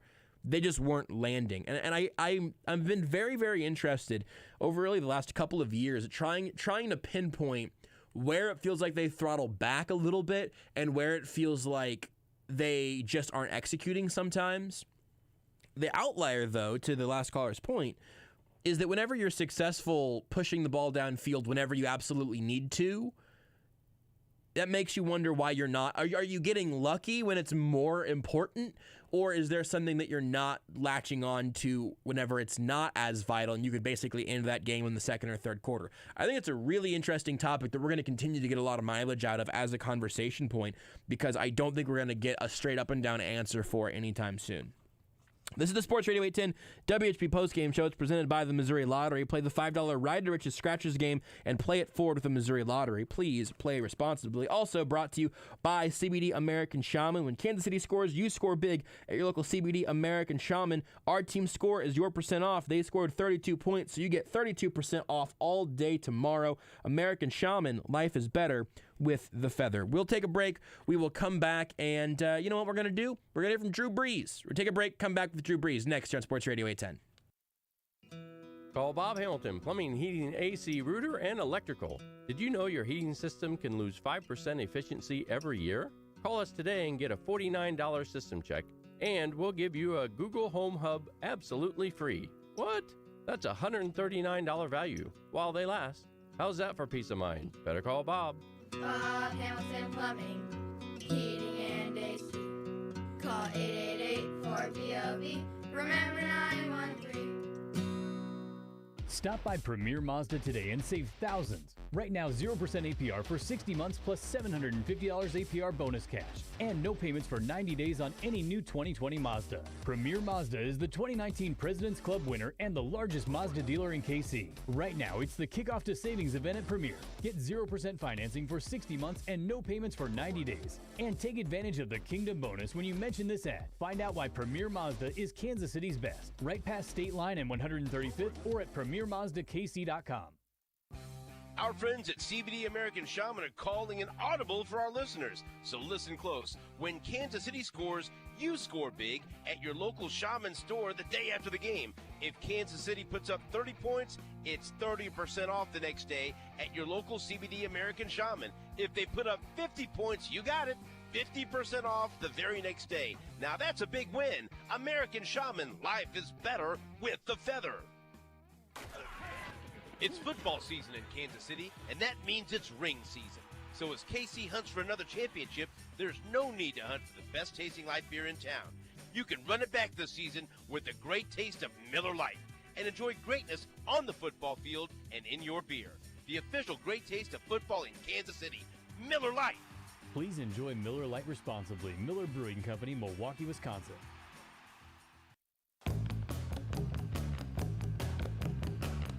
Here's the third down play by Breeze. That pass wobbled. He was hit, I believe, when he threw it. And Snead has it with the interception. The play of the game was presented by Central Bank of the Midwest. Take a new look at what's possible with Central Bank of the Midwest. Visit centralbank.net. A tremendous play there from rookie cornerback L'Jarius Snead. I said this earlier in the show. It's made me feel some things I don't know if I've felt since Marcus Peters was a Kansas City Chief. It really genuinely finds the football in a way that is very encouraging to see from anybody in that secondary. Not that no one else in the secondary does it. Dan Sorensen's good for it a few times a year. Tyrann Mathieu didn't have a pick today, which was irregular in his recent several outings. But great to see that from L'Jarius Snead. And then also, DeAndre Baker was active today. Maybe look ahead to next year if the Chiefs can't retain Bashaud Breeland. A Charvarius Ward, L'Jarius Snead, DeAndre Baker, Rashad Fenton group, not awful. I wouldn't hate adding, some more talent there, but not bad at all if the Chiefs do have to kind of just make do without Bashaud Breeland next year, even as he's been absolutely wonderful this season with the Chiefs. You heard him pick off Drew Brees in that clip. Let's hear from the Saints quarterback now here on Sports Radio 810, where all of our coverage is simulcast into 1,000 different places. You can watch the show now on the Sports Radio 810 Facebook page, on our new Twitch channel, twitch.tv/Sports Radio 810, on our YouTube page, youtube.com/user/810WHB. In fact, eventually, I just realized this, I should probably just get a link together with all the places you can go find it. But the good news is we're live all over the place, Facebook, and Twitch and YouTube, and hopefully by the beginning of 2021, somewhere around there, we'll get the Twitter thing figured out. They're making some changes. It's not a big deal. But what is a big deal is that it's all brought to you. All of our Facebook Live and various streaming coverage is brought to you by Five Farms Irish Cream. 'Tis the season to enjoy the world's best Irish cream in your coffee, hot cocoa, favorite holiday cocktail, or simply on its own. Visit fivefarmsirishcream.com and follow Five Farms on Facebook and Instagram for signature recipes and more. Happy holidays from Five Farms Irish Cream. The whole show is brought to you by the Missouri Lottery. You almost certainly know that already. Play the $5 Ride to Riches Scratchers game and play it forward with the Missouri Lottery. Play responsibly. Drew Brees played responsibly with the football. Not enough, though. L'Jarius Snead picked him off. He was below 50% completion percentage for the first time since I believe we established earlier, 2013. An absolutely remarkable feat there in many ways as Drew Brees returned from all of his series of rib injuries. Let's hear from the Saints quarterback. Drew, just first thing, how'd it feel to get back out there and your body feel good and all that? How'd everything go? Yeah, came out of the game okay. It was great to be back out there. Great to be back out there with the team, just competing again. Obviously it was tough over the last 4 weeks, but great to be back out there. Next one's from Andrew Doak. How difficult after the layoff is it to find a rhythm, and how would you describe, I guess, the first half and just trying to find it? Well, I can tell you the first 4 drives were not what we wanted, obviously, with 4 3-and-outs. Didn't really find our rhythm, until the second quarter and the fourth quarter. I'd say if you kind of broke this down, second quarter, fourth quarter. But unfortunately, there were quite a few moments where we just weren't able to get that first down, right? And in so many cases, you get that, and then you can begin to put a drive together and convert some third downs and, kind of find some tempo and rhythm. Unfortunately, I'd say wasn't real efficient, obviously in the passing game. I think that was a combination of, probably forcing some things down the field instead of, just taking a completion underneath. There were some miscues. They hit us with some looks defensively where, hey, you just had to throw the ball away, avoid a negative play or a sack or what have you. So a combination of all those things, they did a great job, but I know we could have been more efficient, could have found more completions today. Next one's from Amy Just. Yeah, my follow-up on that was just with that slow start. Was it rust? Was it personnel? Because things were a little different today with a couple guys going on IR, defensive looks, a combination of all and more? Yeah, I mean, listen, you have to find ways, I feel like we've done a great job of that all season long. Next man up mentality. A lot of guys being banged up or unavailable for whatever reason, and other guys have stepped up and done a great job. But, I will say, obviously, we, came in without Mike, and then, we lost Traquan kind of midway through, and so that was tough. But I felt like the young guys stepped up and did a nice job. Next one's from Jeff Duncan. Hey, Drew, what went into the process of you just, deciding to play this week? What benchmarks did you have to hit to get back on the field? Well, I think just, being able to throw the ball, good enough. And obviously that was kind of a ramp up, from call it late last week into early this week and throughout practice. I still have a little ways to go. I'll be honest, I think there's some things that I'm still kind of working on, but it is what it is. Are you 100%? No. Next one's from Luke Johnson. But I'm on my way. Yeah, Drew, that's kind of what I was going to ask you about is was there a sense of urgency to get back for this game in particular, just knowing kind of what's at stake for you guys right now? Yeah, and here's the thing. Like, at this point, I mean, listen, every game's so important. Down the stretch, everybody's battling something, and everybody's fighting to get out on the field and put together our best effort, in order to help our team win and, advance our playoff status. And right now, the most important thing is getting our next win so we can officially win the division. And then we'll worry about the next one after that. But as far as I'm concerned, we have a one-game season, and that's this coming Friday night. Next one's from Mike Triplett. Sorry. Real quick, when you said there was some getting on the same page, was that an incorrect intentional grounding call? Did you think Jared was going to run a different route on that play? I thought he was running by the safety. They brought in all-out pressure, and so the guy who had blitzed off of covering him, the corner was on. We didn't have a guy to block him, so he was the free guy. So yeah, but it was one of those things where we had talked about various things and during the week, and unfortunately just kind of got signals crossed. And then obviously a lot of people are going to put A plus B equals C and say, the inefficient start to this game. I think you started 0 of 6, that either you weren't ready or you were rusty. I mean, what's your response to that narrative, I guess? Well, I mean, listen, my first pass of the game, I should have thrown a check down. If I throw a check down, we get the first down, then we get a drive going. Instead, I tried to kind of fit one into Taysom. And then the next play was, another kind of all-out pressure look, and I had to get the ball out sooner than I wanted to. And so, but that could have been a completion as well. So, I mean, listen, just kind of off by a hair, whether it's split-second timing or split-second decision or, just kind of communication with the guys that we're throwing to, or me just, throwing a check down as opposed to trying to force one down the field. I mean, listen, that's every game. Every game there's stuff like that, and we're a very efficient offense. We are a high efficiency passing game. And so we're going to get back to that.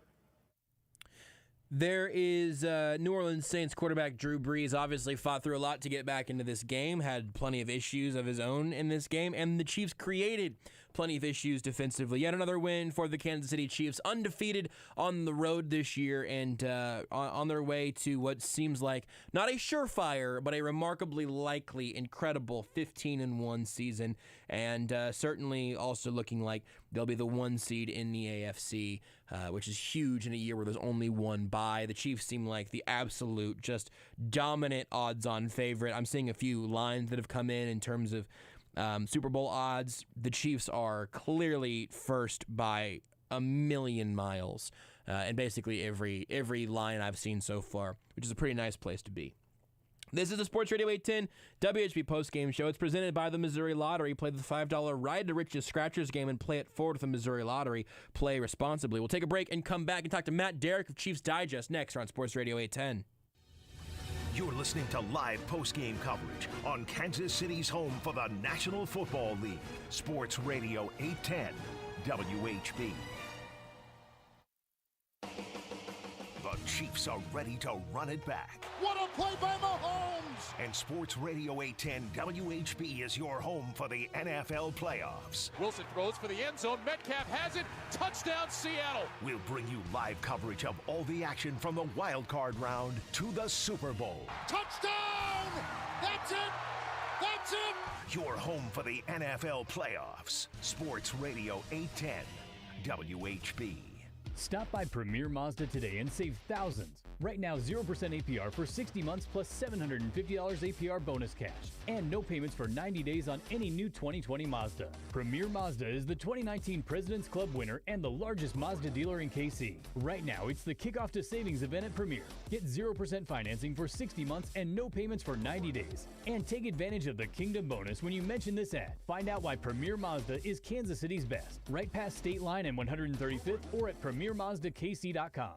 Every weekday on Sports Radio 810, tune in to hear Kansas City's favorite local lineup. At 6 a.m., wake up with the Border Patrol with Stephen St. John and Nate Bucati. At 10, it's The Zone with Jason Anderson. Now at 2, get into the program with Soren Petro. And wrap up your day on Almost Entirely Sports with Joshua Briscoe. Kansas City's hometown sports station. Sports Radio 810 WHB. The Sports Radio 810 fan shop is up and running just in time for the holidays. Head over to 810WHB.com/shop to find the perfect gift for the KC sports fan in your life. Whether you need something for mom, dad, grandma, or grandpa, the 810 fan shop has a large selection of styles, colors, sizes, and designs. From hoodies to crew necks, t-shirts, long sleeves, and more, there's truly something for everyone on your Christmas list. The Sports Radio 810 fan shop online at 810WHB.com/shop. WHB Kansas City.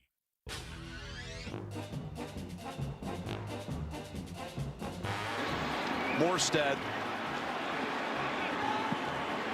That punt scooped up by Robinson. Saints are on him, and the ball's out. It's in the end zone.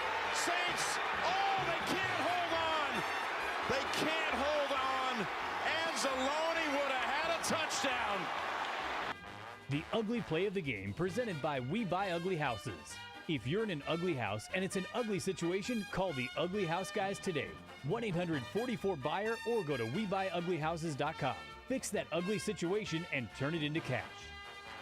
A remarkably ugly play there. In a game the Chiefs won by 3. The 5 points the Saints basically punched out of the back of the end zone there really would have come in handy. I'm not sure the Chiefs would have lost this game by a 2-point margin. I'm guessing some things would have probably gone slightly differently after that point if they would have scored there. But my goodness, an absolutely atrociously ugly play.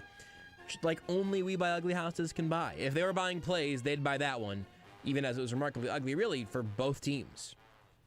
This is the Sports Radio 810 WHB postgame show. You probably know at this point that it's brought to you by the Missouri Lottery. What you might not know is that if you are caller number 8 right now at 913-3-810-810 and you live in the state of Missouri or can get there very easily, which would include most people listening in Kansas right now, I understand, you can win a Missouri Lottery gift pack. You must be 18. You can give Beards or Rudy your name, address, and phone number. We'll ship you a Missouri Lottery gift pack to caller number 8 right now at 913-3-810-810.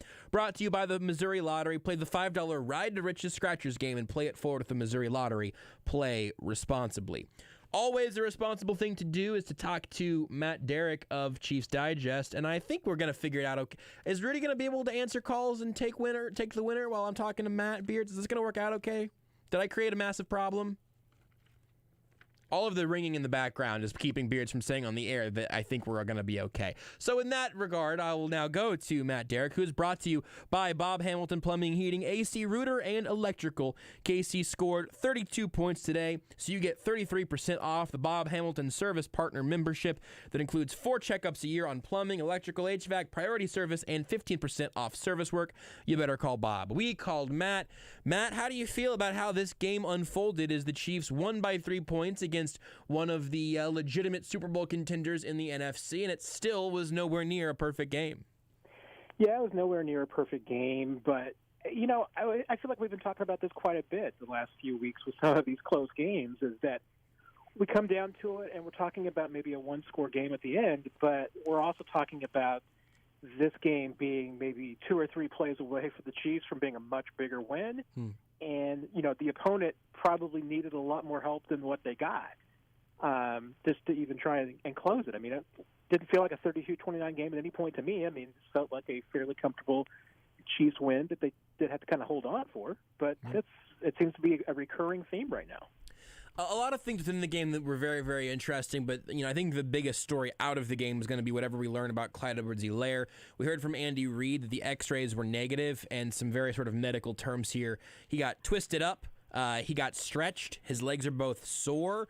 I will say, if I'm allowed to be a bit optimistic, I think that usually whenever there's an ACL tear, something in the knee, it seems like we usually have a pretty good feel of that within an hour or so after the game, where people are reporting that the team fears a serious knee injury. That was a very weird play with Clyde. Do you have any feel for exactly how serious this is likely to be, and as we wait for more information tomorrow?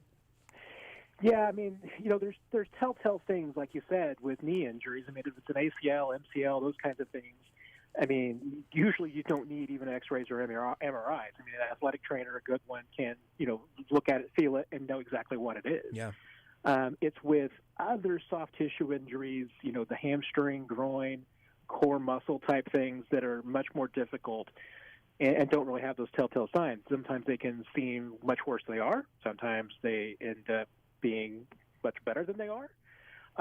They look, so it could go different ways. But, yeah, I mean, this certainly at this point, knowing that it is apparently not a knee injury, there's nothing that shows up on the X-rays, certainly lends that if it is something serious, it's probably going to be in that groin, hamstring, core muscle area. And those can go a lot of different directions, and it could be tricky. I mean, it could be that it might even be a while before we really know the severity of this injury. Again, with the full disclaimer of we're not even playing doctors on the radio, and there's a ton that we don't know at this point, is it fair to say that in the grand scheme of, sports injuries, typically, again, very generally speaking, that, noting, like you said, that you can typically diagnose a catastrophic knee injury, on the way off the field sometimes, that the array of outcomes for what we are now assuming is probably going on with Clyde is a better place to be than just simply assuming that it's a season-ending knee injury? Yeah, I mean, once again, these are injuries that can go a lot of different directions, and sometimes for the better or for worse. I look at Eric Fisher last year. That was a core muscle injury that he tried to play his way through at first, and eventually, it ended up requiring surgery and keeps him out for 8 weeks. I mean, it can go different directions. It can go the other way, too. I mean, you can have some of these injuries that are not catastrophic knee-type injuries that look really, really bad on the field, and then you find out, hey, it's just a strain, it's just a tweak. It's only going to be a few days or maybe a couple of weeks. I mean, it really could go either way, and that's why, hey, we're not going to speculate on what it is. Right. But it certainly is worth noting that there's a lot of ranges of outcomes on the table right now. Let's assume that he's not around for a little bit. What does that do in terms of moving the needle with the offense? I mean, not to lead the witness here, but obviously they won the Super Bowl last year with Damian Williams. Le'Veon Bell's looking like he's at least a little more comfortable out there. Darrell Williams gets a lot of snaps anyway. Darwin Thompson was sick, but he's on the roster still. They traded away DeAndre Washington. What do you think? What does Clyde's absence do for the Chiefs' offense, and how big of a deal do you think that'll be? I mean, on a down-to-down level, I don't know that it changes the Chiefs' offense a whole lot. I mean, Le'Veon Bell obviously is Le'Veon Bell. He's going to be able to do a lot of the same things that Clyde Edwards-Helaire can do. He can maybe do some things that he can't do. Maybe there's some things that Clyde can do that Le'Veon can't right now. But at the same time, I mean, you saw it today. I mean, their output was fairly equal. I mean, Edwards-Helaire 79 yards, Bell 62, same number of carries. I mean, they can do the same type of things, or at least keep this offense running in the same way. What you're robbed of is depth. Because, even though Darrell Williams is, the kind of back that the Chiefs really love to have around because he's somebody who can block, somebody who can catch the ball, who can run the football a little bit. He's not Le'Veon Bell. He's not Clyde. So, now, the reason why you're bringing in Le'Veon Bell was clearly for the depth, so that if you had an issue like that, you've got a running back of his caliber that can step in. And now that's challenged. I mean, and I think you saw everybody hold their breath a little bit when Bell went down there on that first down conversion at the end of the game. Yeah. That's where you are kind of right now, that if you lose Le'Veon Bell, you are going to lose some of the dynamic aspects of this offense.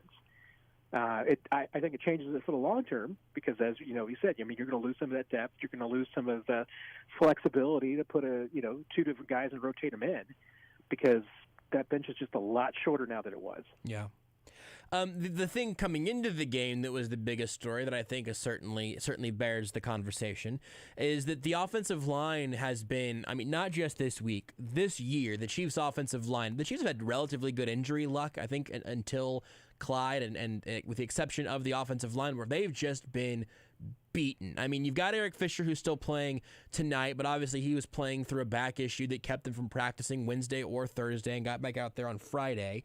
You have, Kelechi Osemele was hurt, and so now Nick Allegretti is playing a guard spot. Austin Ryder missed some time, but he's back now. Preseason, LDT was one of your guards, and they lost Stefan Wisniewski. Then it was Andrew Wiley. Now it's Wisniewski again. Wiley goes to right tackle, the most absolutely just walloped position where you lose Mitchell Schwartz to a back injury earlier in the year. Mike Rimmers leaves with a back injury last week, and then they kick Wiley out to tackle and bring Wisniewski back in at right guard this week. How did you see that all coming together that way in the process, kind of leading up to the game, and then whenever you found out it was Wisniewski at guard and then Wiley going to tackle, without even getting to what they did tonight? Yeah, I don't want to make myself sound more prescient than I am. Yes, because at do no it. point in any documented area did I come out and say, "Oh yeah, this is going to happen." But when they brought up Wisniewski to the active roster, to the 53-man roster on Saturday, that certainly told me that, you know what, he's not up here to just be a backup right now. I mean, that's probably at this point they're bringing him up to play. And if that's the case, I mean, he's a guard. He's not going to play tackle. So what's going to happen there? He's going to fill in for somebody. And you know what? I mean, Andrew Wiley, I mean, I thought all along was a prospect that if he wasn't going to start at right tackle, he was certainly the number 3 tackle on this team because he's got the most experience of anybody that they've got left. So, no, it was not a huge surprise to me at all to see that kind of lineup because I think that the Chiefs felt like that was the lineup that was going to give them the most experience out there. Being able to sub in Wisniewski, even if you're sacrificing a little bit of experience to tackle, you're gaining the experience of Wisniewski over the experience of Yasir Durant as a rookie. Yeah. And I think you saw a little bit of that. I mean, this offensive line had troubles today. And with the injuries that they've sustained, you're going to have some struggles. And going up against the front seven like the Saints have, you're going to have some struggles. And that reflected itself in the passing game. I mean, Mahomes was under a lot of pressure all day long. But at the same time, you got your 2 running backs that go for 141 yards combined. They're not doing it without this offensive line. Yeah. And this is frankly, one of the better running performances this team's had in a while. And even though they committed to the run and they ran a lot today, so the average wasn't necessarily spectacular. Wisniewski coming in does give you a stronger run blocking line than maybe you had last week. It's not as strong as this team would have hoped it was in September when you had relatively people healthy, and certainly not as strong as maybe it was in May after the draft when you thought you were going to have Lucas Niang and Larry in that group. So they've cobbled it together, but I think you saw today that if this is the lineup that they're going to use going forward, at least while they deal with some injuries, they can work with it. Yeah, what do you think? I mean, I know that a lot of this is up in the air. Andy Reid described Mike Rimmer's injury as a stinger before kind of correcting himself in the postgame presser today, which I thought was kind of interesting. Fisher was out there. I know that Mitchell Schwartz at this point is a bit of an enigma. We'll see if we see, I guess, with him. But with the Lions' performance tonight, with the sort of evolving statuses, I imagine, of Fisher and Rimmers, what do you think that's likely to look like in the weeks down the line as we get ready for the playoffs? Yeah, I mean, it is going to depend on the injuries because, from what I saw today, I don't think that Eric Fisher was anywhere close to 100%. Yeah. But I think it also, speaks to his grittiness that, he realized how much the team needed him out there today. Yeah. Because if this team's facing the New Orleans Saints with Andrew Wiley on the left side, Yasir Durant on the right, not ideal. No. So, I think that, having Eric Fisher and his toughness and willingness to go out there is going to help. But they need to get healthy. I mean, you can't necessarily sustain a playoff run if, your left tackle is significantly below 100%, that you've got a lot of other positions that you're subbing in at. I mean, maybe the Chiefs are in a fortunate position because you've got a Week 16 game coming up that honestly means nothing. Yeah. I mean, this game against Atlanta has almost zero bearing on anything. So that's interesting because, this Week 16 game has almost zero meaning, and the Week 17 game might be more important, but it can have zero meaning too, depending on how things play out. So the fact that the Chiefs have maybe 2 to 3 weeks, if they're fortunate, where maybe they could manage the playing time, try to get by, and keep some guys healthy, that I think would be the most important thing for them for a playoff run, is that they can find any way to just get this line closer to 100% than it is now. So I want to hone in on that because a caller actually mentioned that earlier, and I hadn't really thought about it just because it hadn't been kind of locked in that way yet. But for anyone who doesn't put the pieces together, the Falcons game is literally meaningless in terms of seeding for the Chiefs. Even if the Steelers win out, they lost to Washington. Think of the Falcons game as the Chiefs-Washington game. You can lose a game to an NFC team. The Chiefs have the tiebreaker because they beat the Bills, who beat the Steelers, so that the Chiefs have the tiebreaker over the Steelers, really just kind of circling around that Bills game. What do you think is likely or most likely in terms of what they'll do strategically next week? Because they could do, and again, I don't know if this is terribly likely. It would be quite unconventional, but it would work. They could just go full Week 17. We're going to basically make this a bye week in Week 16. And then they could come back and play Week 17 if they want, and then take another week off as the number one seed in the AFC as long as they beat the Chargers. Or maybe they just say, hey, we're not going to bring back Rimmers or Fisher for this, but at that point, now what are you doing to Pat Mahomes? How do you think that is most likely to play out? It's really tricky because, you're trying to navigate the idea of how can you get your team the healthiest, but also keeping the team fresh at the same time. I mean, a little bit of old school football thinking is going to go into this because you're right. I mean, you could very well go into the mentality that Week 16 means nothing. So, treat it like it's a Week 17 game that means nothing. But depending on how things fall, that could mean that Week 17 still means nothing either. Mm-hmm. So now, and if that's the case, then you're going to have a bye week. You could really end up going 3 straight weeks without any competitive football if you treat week 16 like it's a meaningless game. And that, I think, gets scary for a football coach with the idea of playing, going 3 weeks without competitive football and then trying to turn it on in the playoffs. That's a scary proposition. So I could see where Andy Reid, the old school football guy in his heart, will just say, we're gonna try and win game week 16 and use Week 17 to be our week to get healthy if we need to.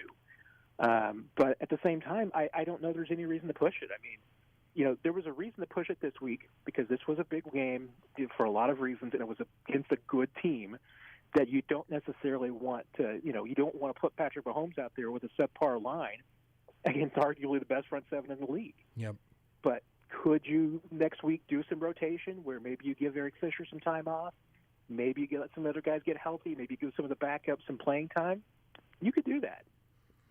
And you could also kind of take a preseason angle if you wanted to, where, next week is week 2 in the preseason, where you maybe, your starters get a series or they don't play at all. If next week doesn't matter, well, the preseason doesn't matter anyway, and guys usually play the first half or so. And then you get kind of your week 4 game where you don't play literally at all in this case, and then you get at it in the first round what would be the second round of the playoffs. I think that there's a way that I feel like maybe we could kind of talk Andy Reid into it if we frame it to him the right way. That's going to be on us, though. Yeah, and I don't think Andy Reid's going to let us talk him into anything. So it's probably true. Yeah, that's a good point.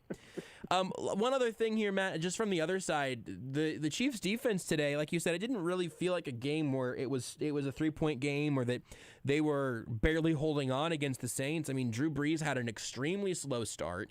That he never really fully got on track. Alvin Kamara was not terribly. Not terribly threatening at any given point. Obviously, no Michael Thomas out there.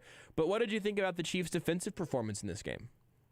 I mean, overall, that was pretty solid. I mean, you look at 29 points and you think, okay, well, that's not ideal.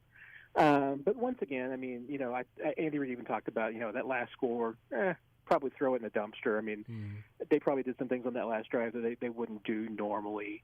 You gave up 2 free points that you should never have given up.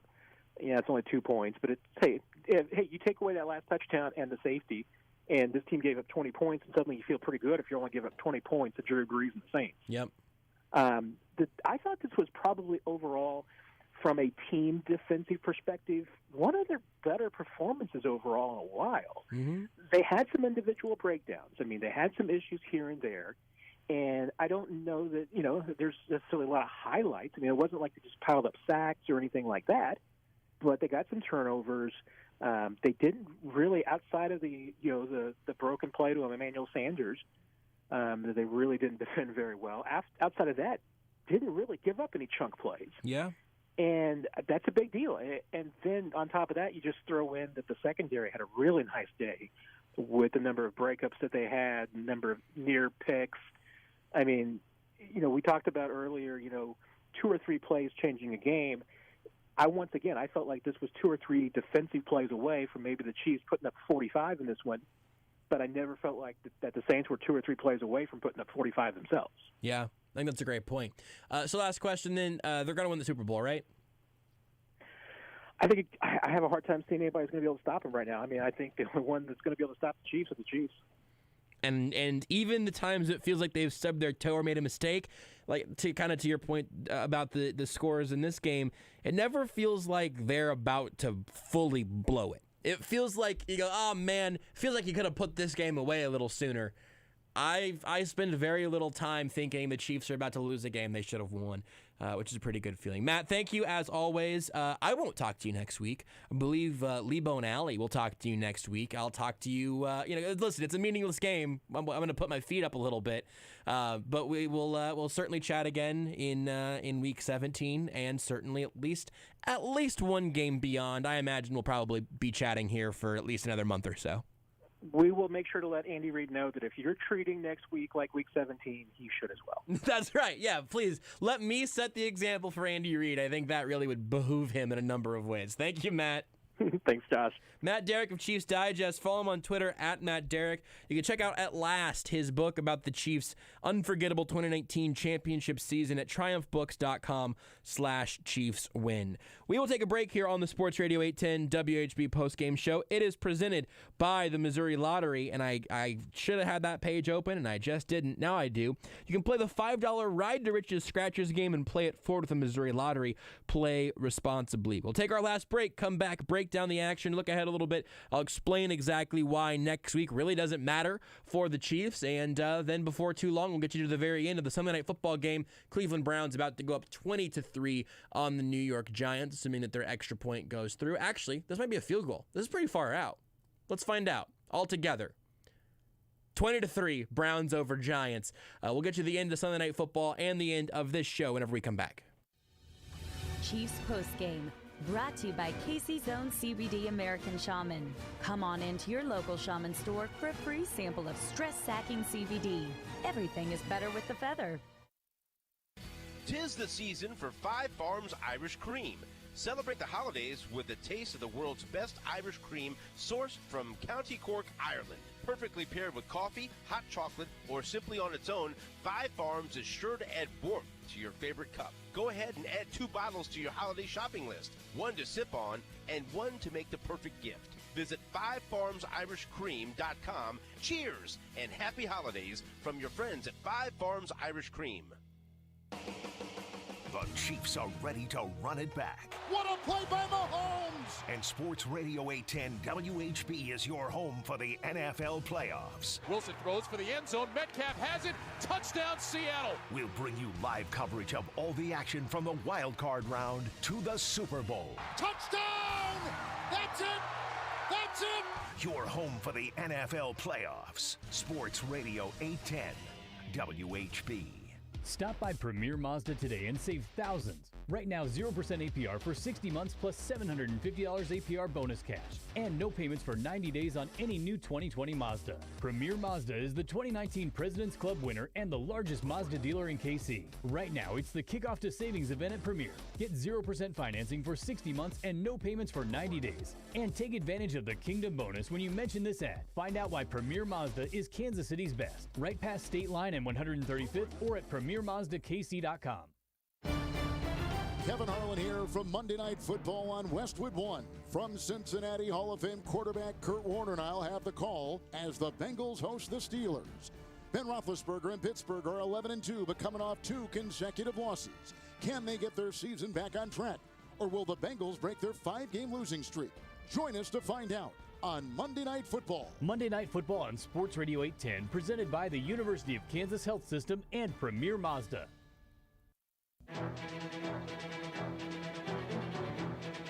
Here he goes trying to go downfield. It's not there. And Snead, who had the pick, now has a sack.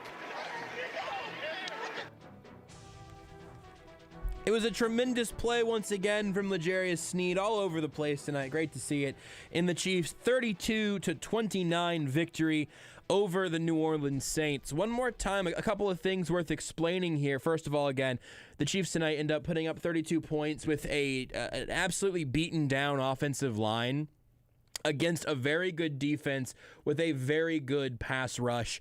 That was a really, I think it's an impressive performance from the Chiefs offense in a way that we don't usually see, like in a type, not that they don't have impressive offensive performances. That's obviously not true.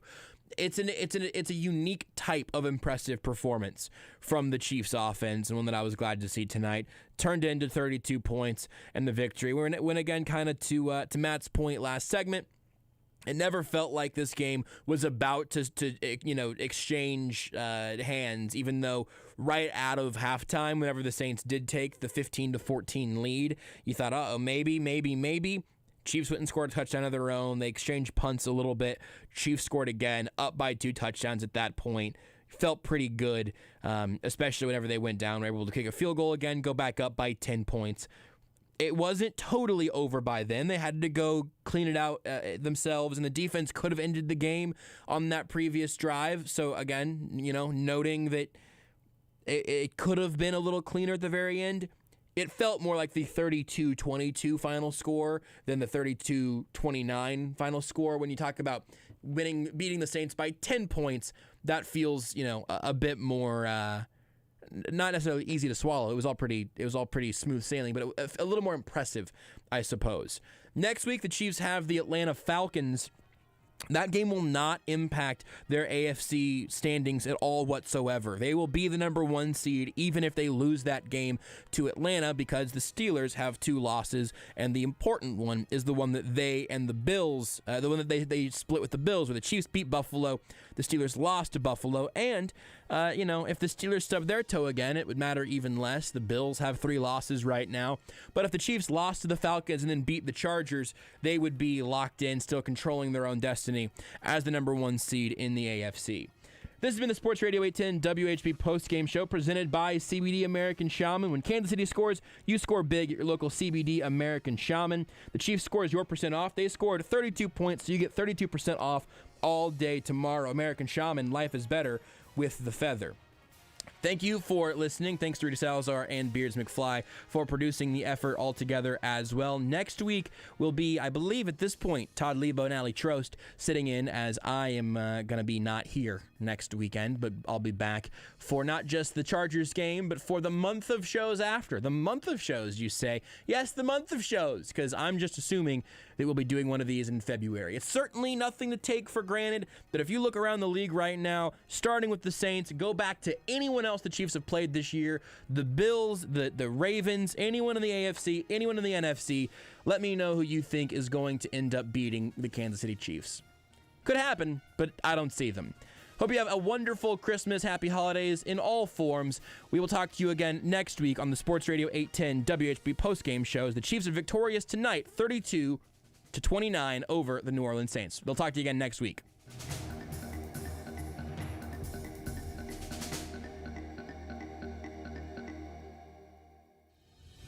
Chiefs postgame, brought to you by Casey's own CBD American Shaman. Come on into your local shaman store for a free sample of stress-sacking CBD. Everything is better with the feather. Looking for the right tool for the job? Milwaukee Toolbox by Plum Supply at 14930 West 101st Terrace in Lenexa, conveniently located off I-435 and Lackman Road, has just what you need. They're a full